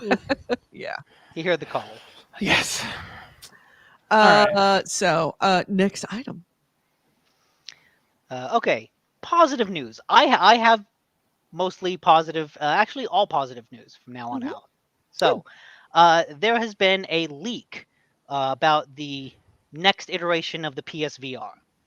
Apparently there was a, like, not internal, but I'm trying to figure out the right word. Sony put on a PSVR Without Patrol is the YouTube channel that kind of broke all this information. And Sony held a conference, a show for PSVR developers. And a lot of the details from that show leaked. And it's a lot of stuff that's actually really interesting. So basically, they all working on the next generation of PSVR, and it will assumedly have a resolution of 2000 by 2040 per eye, which is a bump above the Oculus Quest 2, which is currently like the most popular mainstream VR headset. In addition, what? Until it got recalled. Oh, why did it get recalled? 4 million units got recalled because it was giving people hives and rashes. I will find Facebook this. for you. See, that's Facebook. That'll be our I'm next looking news for story. it. All right, yeah. What was it? What was the units? The PSVR units were No, giving no, you Oculus pause? Quest 2. Yeah. Okay. So, uh, Oculus Quest 2 is sort of the level. It feels like the level of mainstream that they're going for. But in addition to the resolution bump, the screens in the PSVR 2 will probably use OLED display and support HDR. So they're really going all out on the screens. In addition, it will have a 110-degree field of view, which is 10 degrees wider than the current PSVR and 20 degrees wider than the Oculus Quest 2. So again, they're really going all out on these screens. What's neat is that it's rumored that the headset will also have an eye tracking ability, which will allow it to do something called foveated rendering, which is basically gives the headset and the console the ability to focus its rendering where you're looking, so that the specific point that you're looking is going to have sharper detail, better colors, better resolution than anything around you. And it basically allows it to, offload a lot of processing power, because it's not always the console and the headset don't have to process your full vision at full power all the time. It's basically using what the eyes do naturally.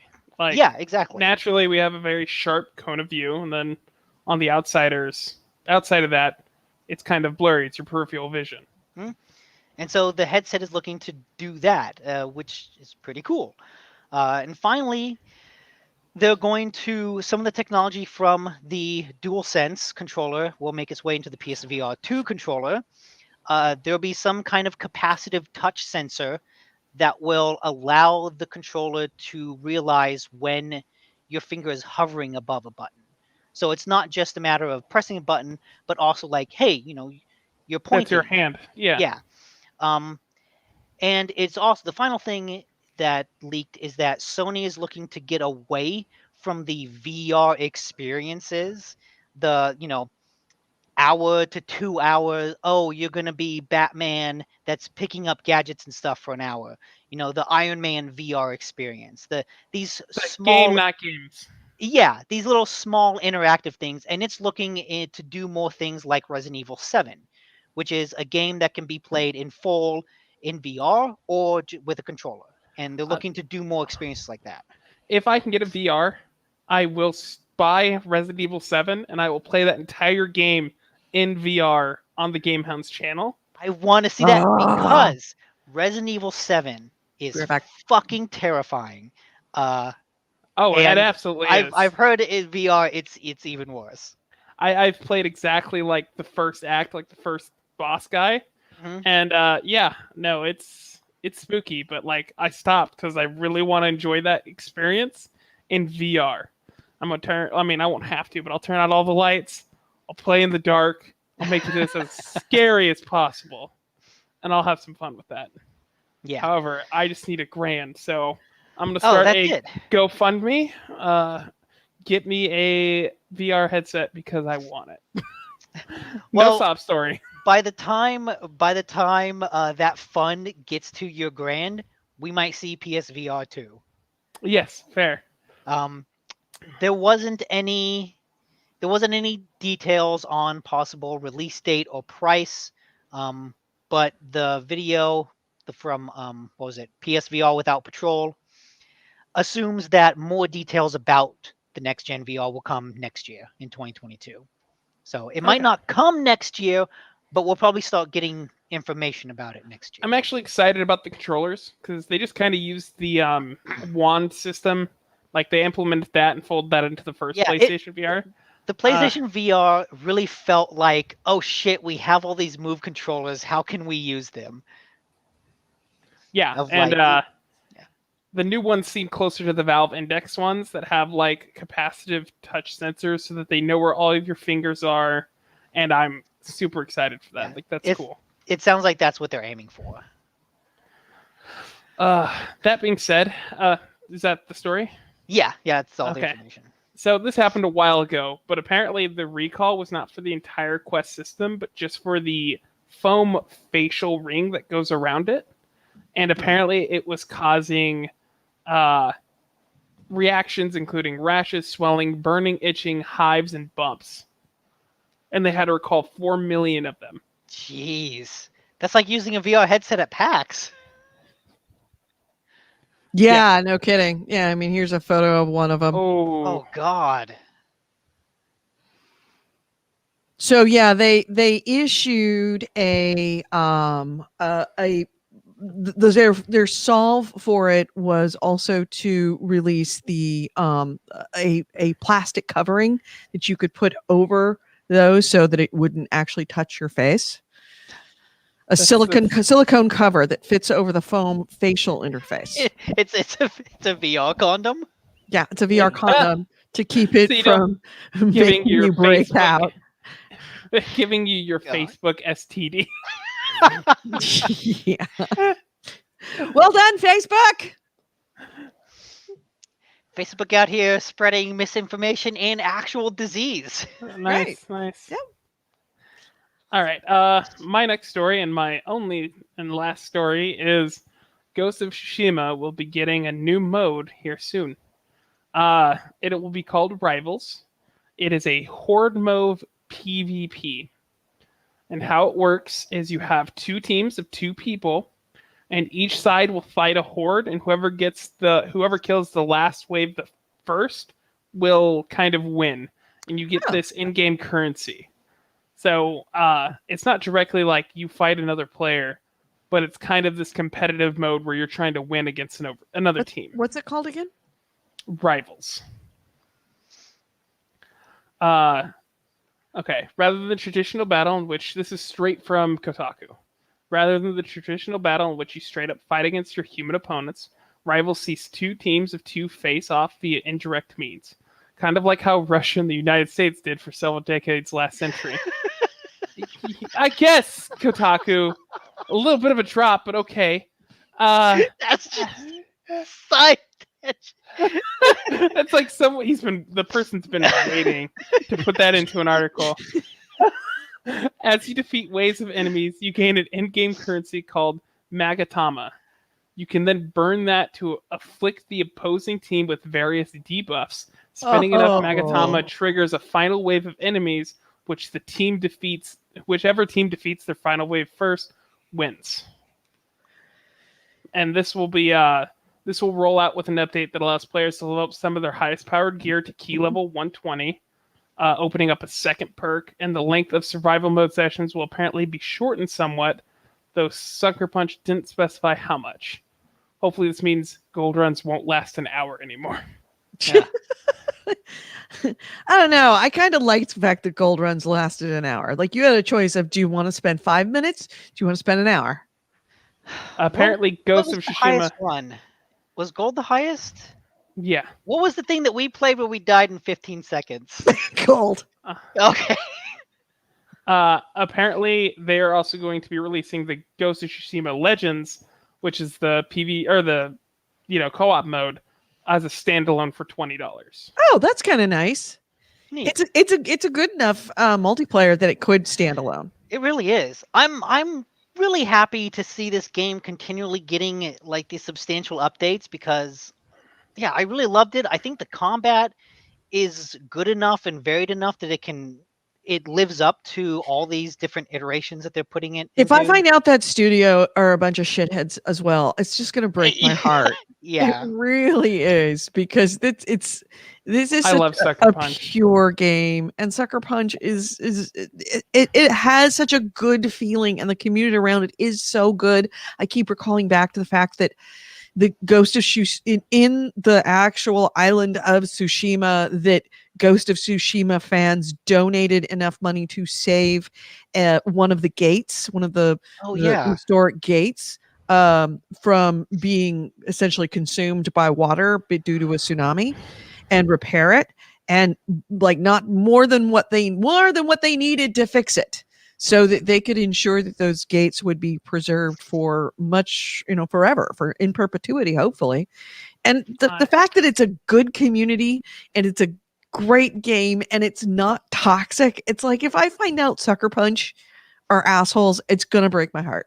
Considering they make one of my favorite games, Infamous, like that series, and they're also responsible for Sly, which I think is their only other product. Mm-hmm.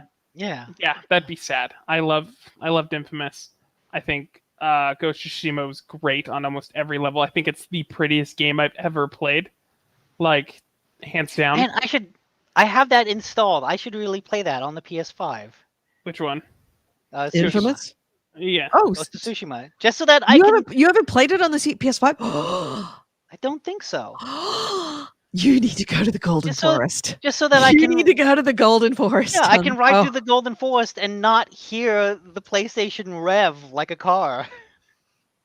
It is truly a gorgeous game. Truly a. Oh, actually, no. Maybe I'll just wait because I know they are putting out a PS5 update. But it comes with a new island to explore, and it's a whole expansion. It's like I think $40 or $50. So includes expansion, multiplayer stuff, new island, and the PS5 update. So for what? Maybe Tsushima. Oh, so they're adding a shit ton of content. Yeah, I think that's later this year. Actually, I think the PS5 upgrade for Ghost of Tsushima is probably Sony's like big year-end release. I mean, if they release it on PC, I'd definitely play it here too. Because I don't have a PS5 yet. Yep. So, anything else? Do we cover everything? Oh no, yeah, Nick's got a couple. Yeah, I have one more fun story. Where okay, I'm gonna share my screen, and you can tell me what. As long as it's not NBC, for fuck's sake, do not put NBC on there. Oh shit, it's CBS. Is that okay? Are you kidding? Yes, I am. It's not. Okay. It's a fucking Twitter video of Halo. Oh, all right, good. So last week, I talked about how people were impressed with the multiplayer bots in the Halo Infinite beta. That they're actually hunting people and playing like players. And someone recorded a video of a bot maybe teabagging someone. I've watched the video. I can see how it's just a glitch.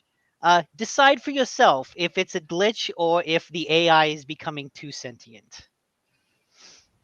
I love when games make really good AI increases.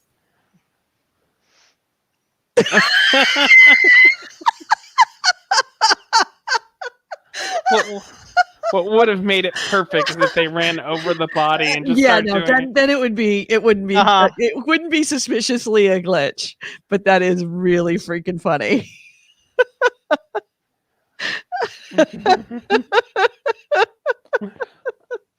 I mean, that's just such an insult if you're playing this and when even the AI is teabagging you.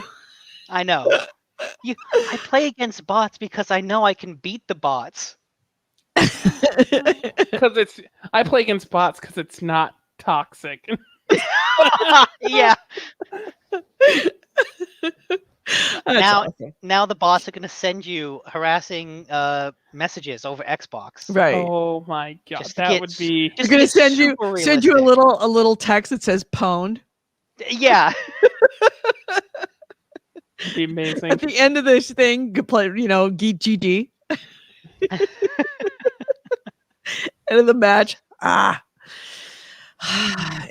is good. They send a message, hacker, if they lose. Hack scores. Yeah. So anything else? Wow, we got through this show pretty damn fast. This is probably what our normal time should be.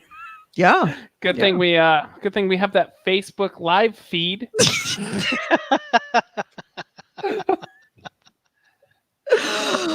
Oh man, I'm wondering what the fallout is going to be on that. We may get banned from Facebook. I don't know. Let's hope not. I mean, honestly, it's what's the loss? It's Facebook. That's like most of our viewership, man. Yeah. Fuck it. Fuck them. Why? Don't watch on Facebook. Don't watch us on on Facebook. Don't watch us. You should go to Twitch. You should absolutely go to our Twitch account, because not only do you get all the joy of watching this show once a week in live Twitchy glory, but on top of that, you got Andrew and all of us when we stream, we're streaming on Twitch, or and Andrew is now, we're hosting his channel on ours when he plays. So you can actually go to Facebook, go to our Facebook or our Twitch page and watch Andrew there. And someday when I get a PSVR, or not PSVR, but just a VR, Valve Index, I will play Resident Evil 7 on it. Mhm. Someday. Yeah. So you've got to have a camera set up streaming you in the headset. Oh no. And stream the feed of the game. Yep. We got to be able to see you going around.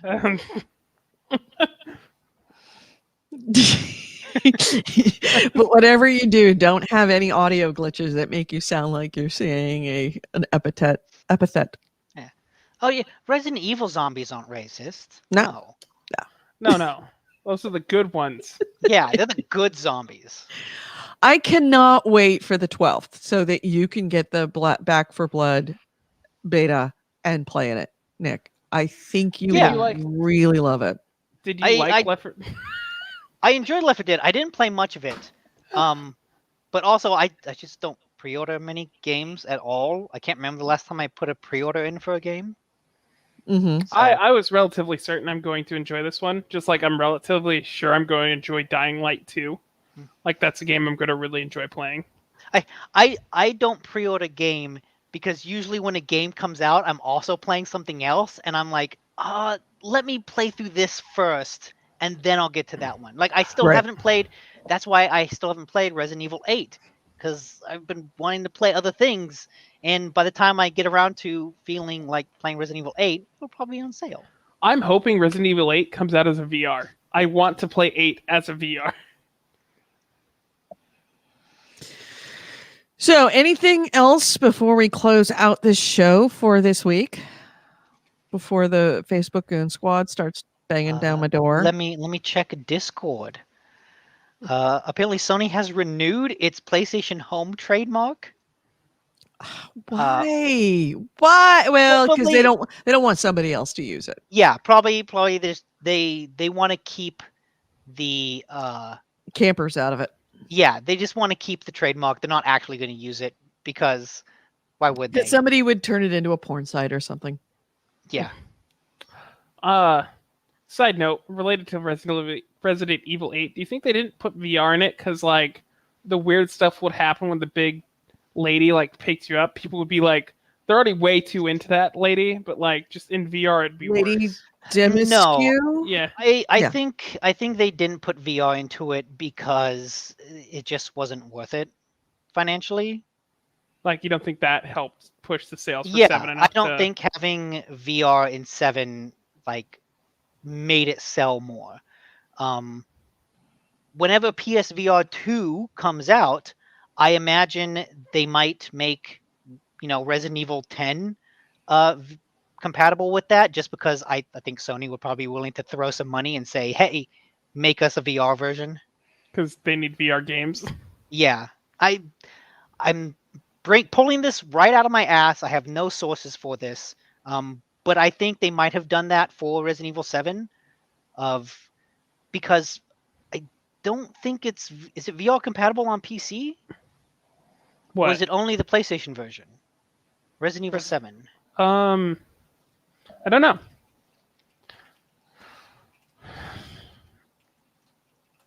I guess if you want full-on rumors, I had read a rumor that Bethesda, Microsoft, and Bethesda were looking to create a new studio that would focus on Fallout games, because if you look at it's a cash cow. If you look at Bethesda's output, they ain't making a Fallout game this decade. Really? You think so? Yeah. Bethesda? Yeah.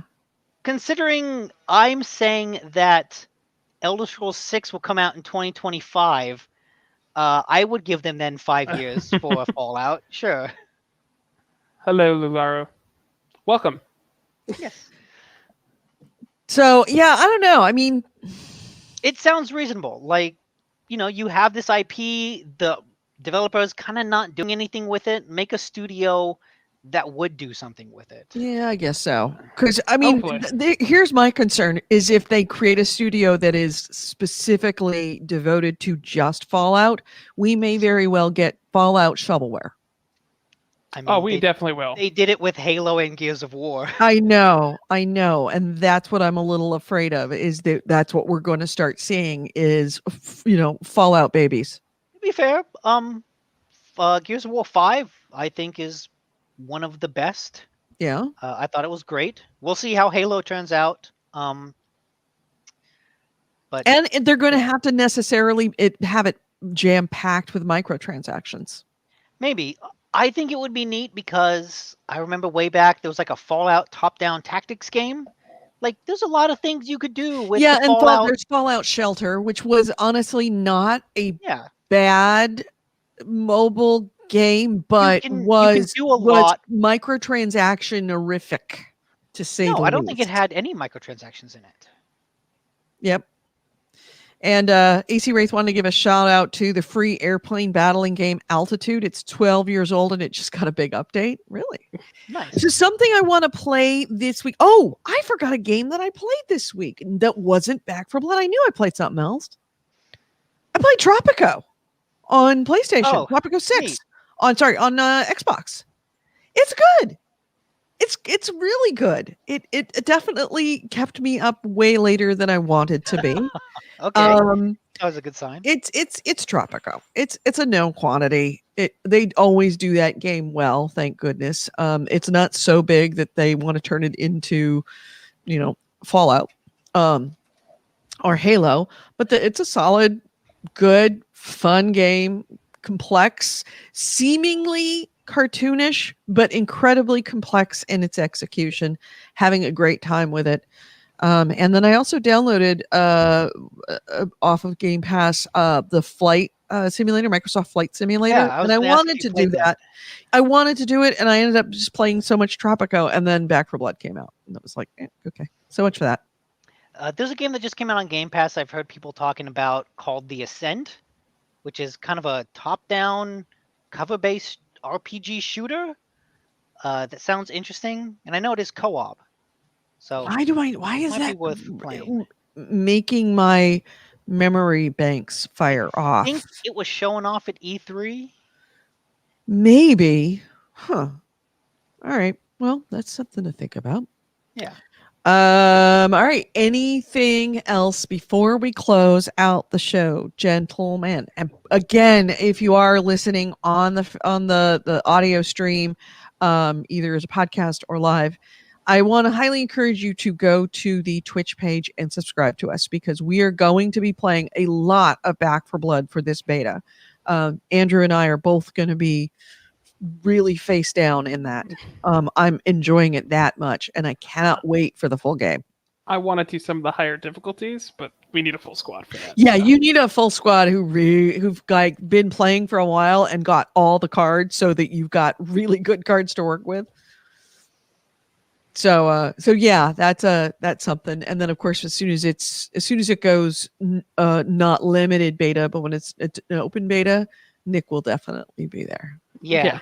I will make you be there. I will come down to your house and force you to be in there. She'll give you another weed to be there.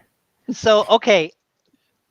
This is I just saw this in the Discord, and this is worth talking about. You will want to know about this, Edie. Okay. Apparently, Google contemplated buying some or all of Epic in order to stop them from sidestepping the Google Play. That's hilarious. So they've got the money; they can do it. Money gives you options.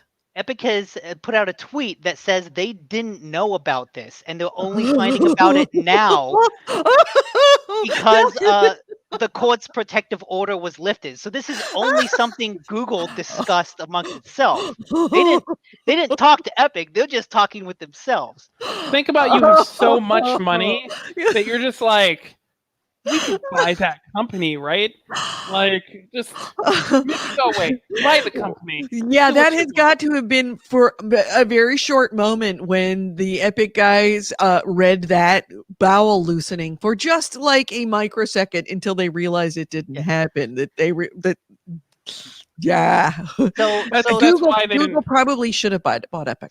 the Probably court should have. doesn't have any of like the actual internal messages, but there was a paragraph in the court documents that was previously redacted, which is no longer redacted, that says, and I'm going to quote from the court documents. Mm-hmm. For example, Google has gone so far as to share its monopoly profits with business partners to secure their agreement to fence out competition. They've developed a series of internal projects to address the contagion it perceived from the efforts by Epic and others to offer consumers and developers competitive alternatives, and has even contemplated buying some or all of Epic to squelch this threat. That is like It is an evil. argument. It is kind of an argument that goes in Epic's favor that, Google is just Hey, this monolith that will just move we're- in and take you over if you say anything wrong. Hey, we're not anti-competitive. We'll just buy your company. Yeah. Oh, you made a really good alternative there. How about you come work for us? But that's also the modus operandi of pretty much every tech company, any large tech company. Yeah. Most Didn't most Facebook do startups- that with Instagram? This is what Facebook did with Oculus. Most tech Yeah. companies are actually founded on the premise that this exact thing happens. Yeah, This is their goal. This is their exit strategy. a lot of tech companies are, let's make something and make it popular enough that we get bought by someone else. Instagram was like that. That's Facebook and Instagram. Twitter and Square was started separately from Twitter, but same Company thing. and Mafia, yeah. Tech company and mafia. Yep, not too different. Come work for the family. Honestly, if they're making an anti-competitive We're argument, gonna make you an offer you can't refuse. I cannot do it. Imagine a Google employee going over to Epic and just smashing the windows. With a baseball bat. Yeah. you need to stop being so loud about your protection money. That's right. The family is very unhappy. No, but I mean that's a strong case for anti-competitive practices. Yeah. Right there. It is a very strong case for Epic, a multi-billion-dollar company? Sure. That's like a little bit of our profits. Why not? Yeah. Let's just So yeah, thank Well, you, Blood Microsoft Reaper, did that for with Bethesda.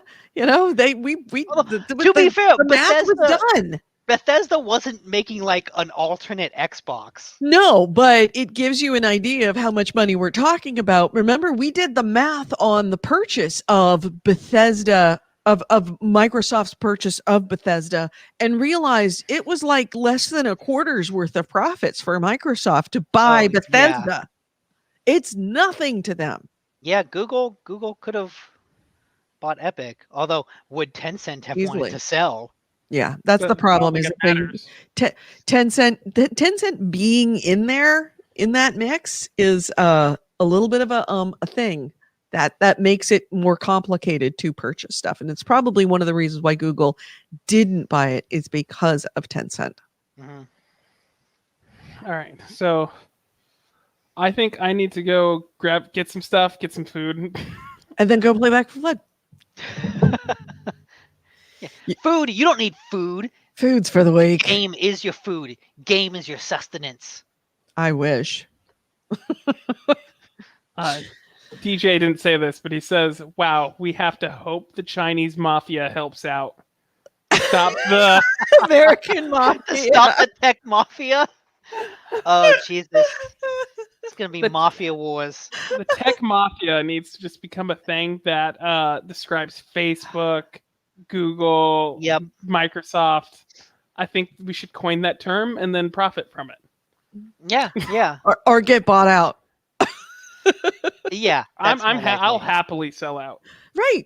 Oh yeah. That's- That is the entire premise that drives Silicon Valley is come up with a good idea, do a proof of concept, and then sell to Google. All right. Anyway, let's close this out. Our first reasonable show in a while. Yeah, let's close this out. You've been listening to GameHounds, episode 605, version 3, if you were lucky enough to find it on Facebook. Thank you so much for listening.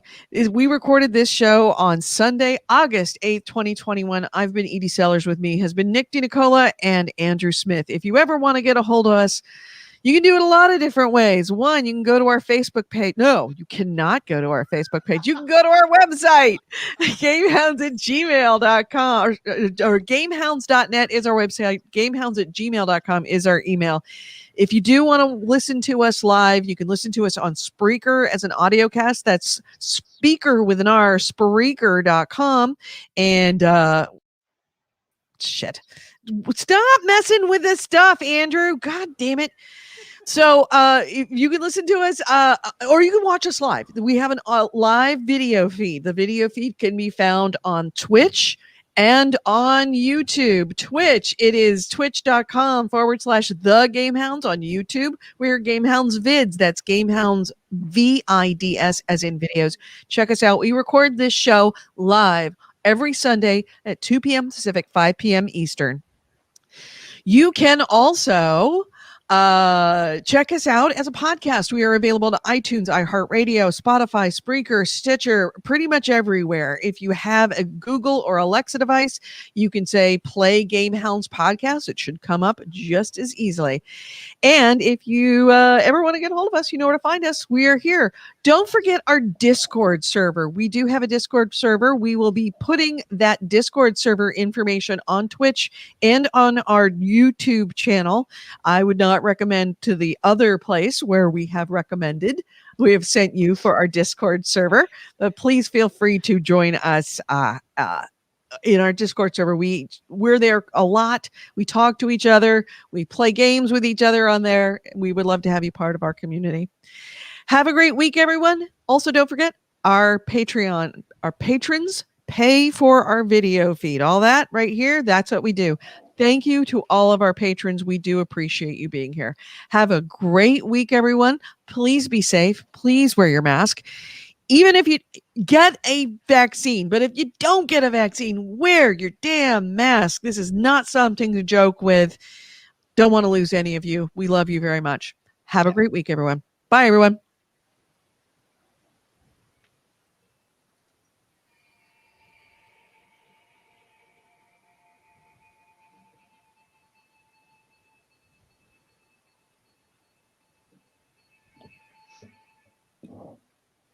All right. Audio feed is out. Video feed is still going on 2 of the platforms. I said at the top of the show that I saw Old and Jungle Cruise yesterday. Wore the mask, both of them, because it was double feature, like back to back. Like it's not hard. Not hard. The only time it's ever hard is if you're working out, if you're doing something, exertion. Or if it's insanely hot and stuffy. Yeah, I was happy that the theaters were relatively empty too. Yeah. Theaters have not come back at all. Some of them have. Suicide Squad was pretty full. Yeah. They've also stopped doing the social distancing with the seats. Old was in a smaller theater, a fair number of people. Jungle Cruise was in a bigger theater. There's like 3 of us in total. Whoops. Yeah, there were so many other stories I wanted to cover, like Mass Effect. The Mass Effect remaster has done really, really, really well, even though EA didn't believe it would. It's done really well. A bunch of other stuff that I just, the Activision thing was just too epic. Yeah, that's kind of going to be my job for the next couple of months, is just following Activision. I think you can always come in at the end with stories like that, as like, hey, here's a neat little but then it just becomes a matter. It takes me almost an hour to collect all the information on all of the Activision stuff. So it's really, I guess I could start an hour and a half ahead, but fuck that. When I see news items that I think are interesting, I do put them in a little Google Docs. So yeah. All right, everyone, thank you so much for joining us on a very interesting show. Don't burn witches.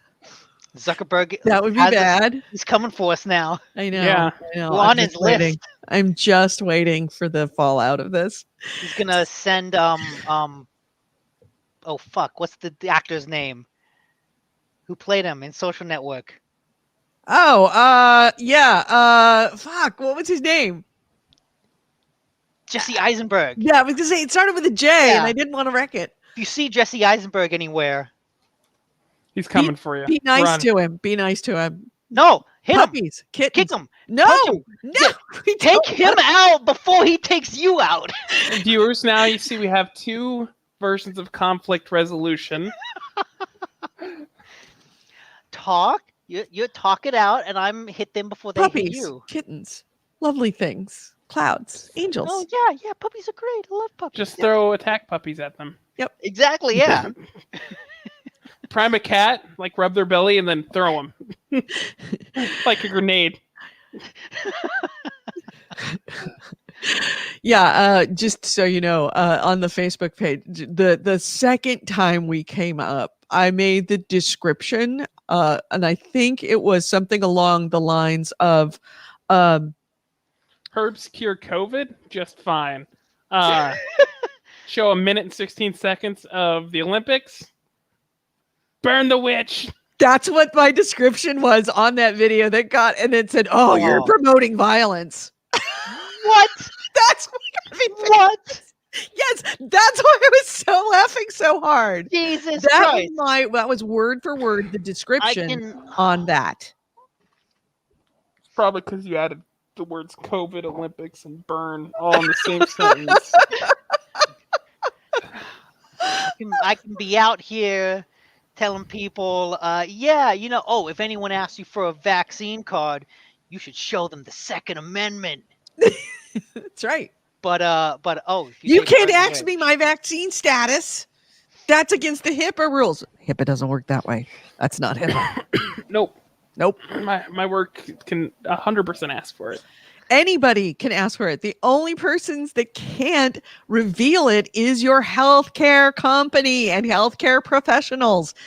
Also, If your I- employers. If I knew, and your employers, if I knew something about, say, Nick's healthcare What that do you know I about found Nick's out, healthcare? if I did and he Oh, she didn't want to knows so reveal much. and I said something about it, I'm not covered by HIPAA. I'm not a healthcare provider, or I'm not a healthcare company, She's and I'm got not an so employer. much blackmail on I me. can totally tell them everybody That- about all the embarrassing warts you have.